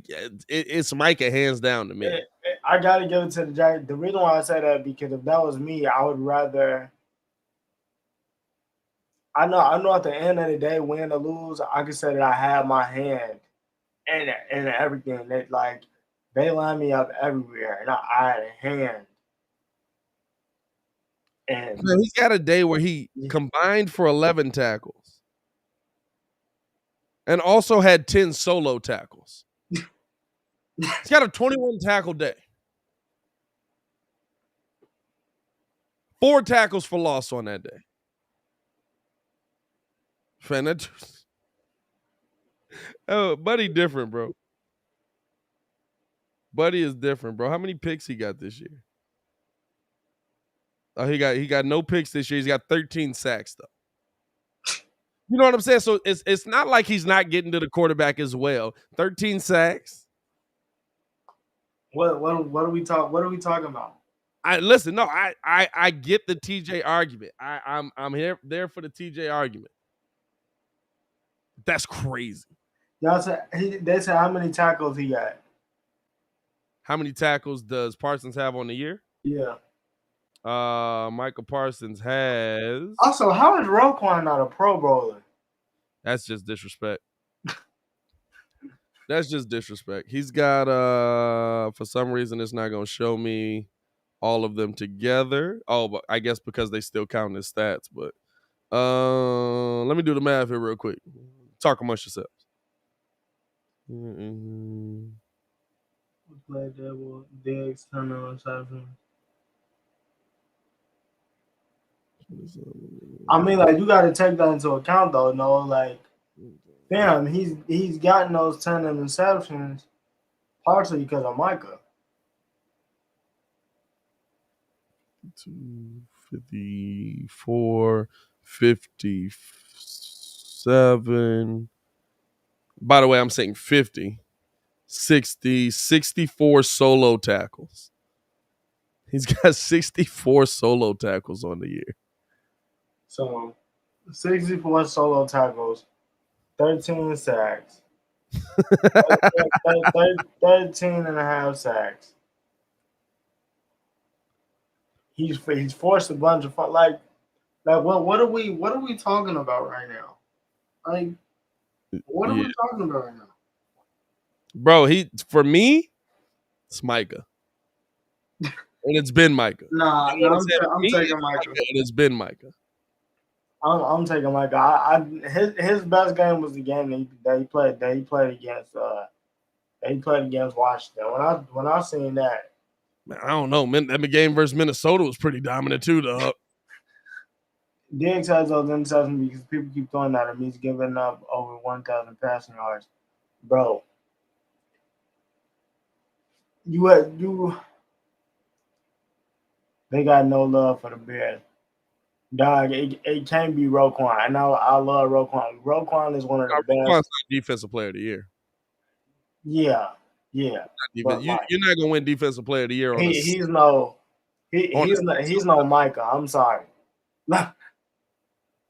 I don't know if I can say that, but you're not gonna win defensive player of the year on a 6-11 team. Roquan's a monster. Most just don't pay attention to what Roquan does. Roquan. Like Roquan Smith is a on the defensive side of the ball, like he's everywhere. He's what we saw at Georgia. He's Bobby. He's Bobby. He's what we saw at Georgia, absolutely.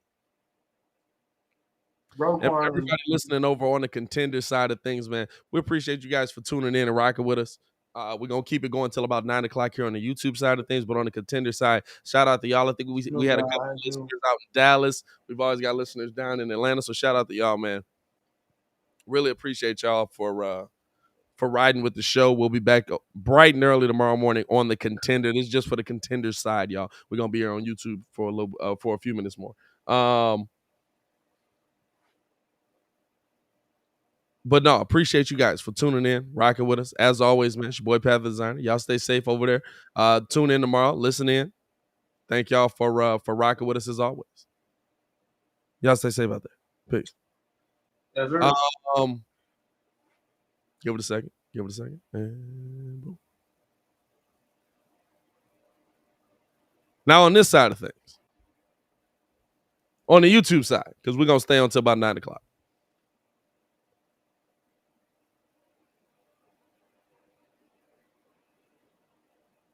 If I'm looking at who's going to be the defensive player of the year, who's going to be, like, I'm looking at what they did for the defense.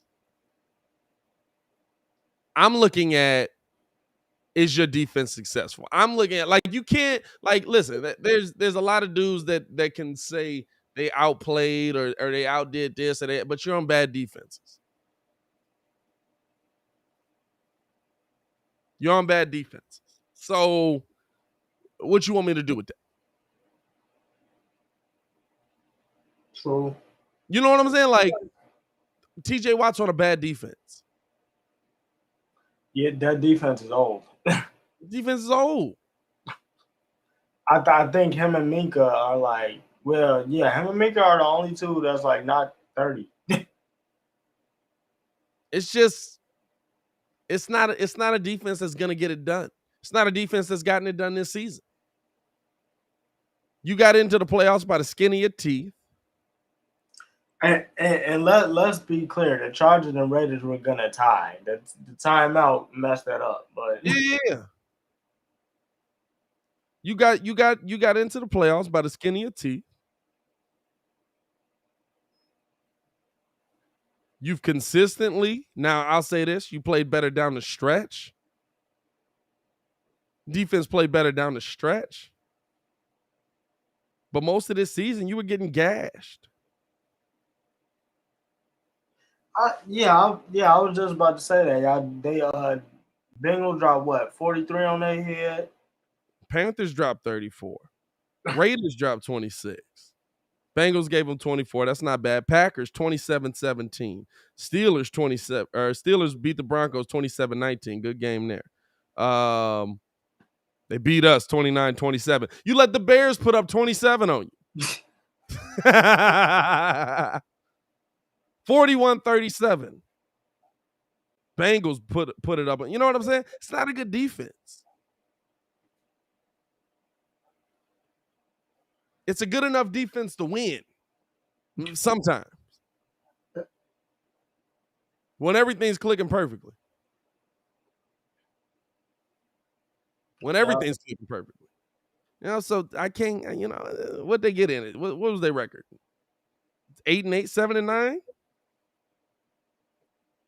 Myles Garrett.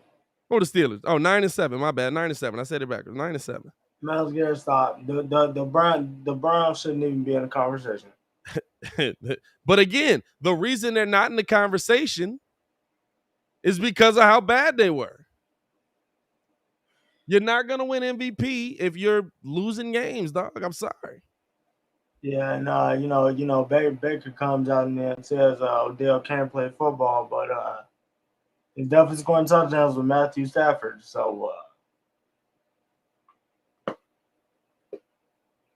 it's just I don't know. So for me, like all of these awards, MVP, Coach of the Year, Defensive Player of the Year. Listen, you can be doing a great job. Nobody wins Coach of the Year for turning a team around, but still going 8-8.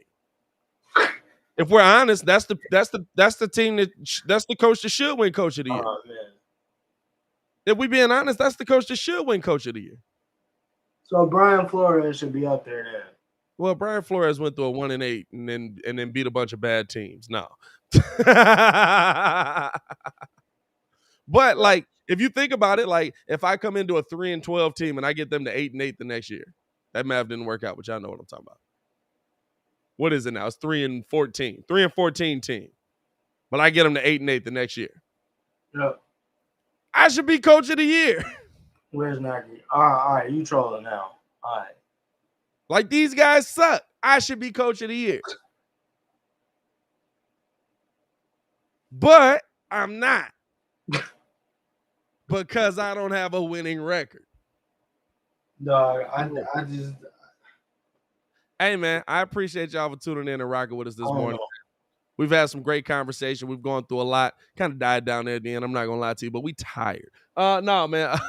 We appreciate y'all for staying up with us, man. Everybody who came through to the chat and supported. We'll be live for the Brooklyn game tonight. That is a 9 p.m. start. Don't pull up and then start tweeting me like, Pat, where you at? Game starts at 9. If you guys want to sign up for FanDuel, click the link in the description below as well.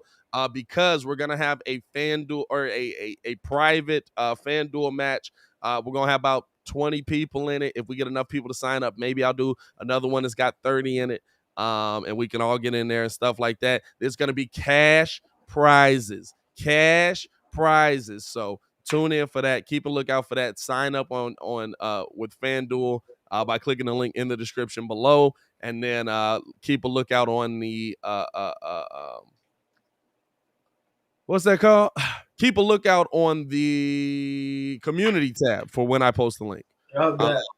Also, we're going to have Carmen DeFalco from ESPN 1000 on the live tonight. Can't wait to have him through. Can't wait to hear from him. Going to be a lot of fun, man. So good to talk with him and just break down kind of what he's going to have going on. So shout out to him as well, man. I'll have some promotion on for that. Y'all tweet that, retweet that, share that, all that good stuff, man. As always, man, it's your boy Pat the Designer back at it again, joined by the man formerly known as Ringo J. Stefan Adon. It's your boy. Y'all stay safe out there, world.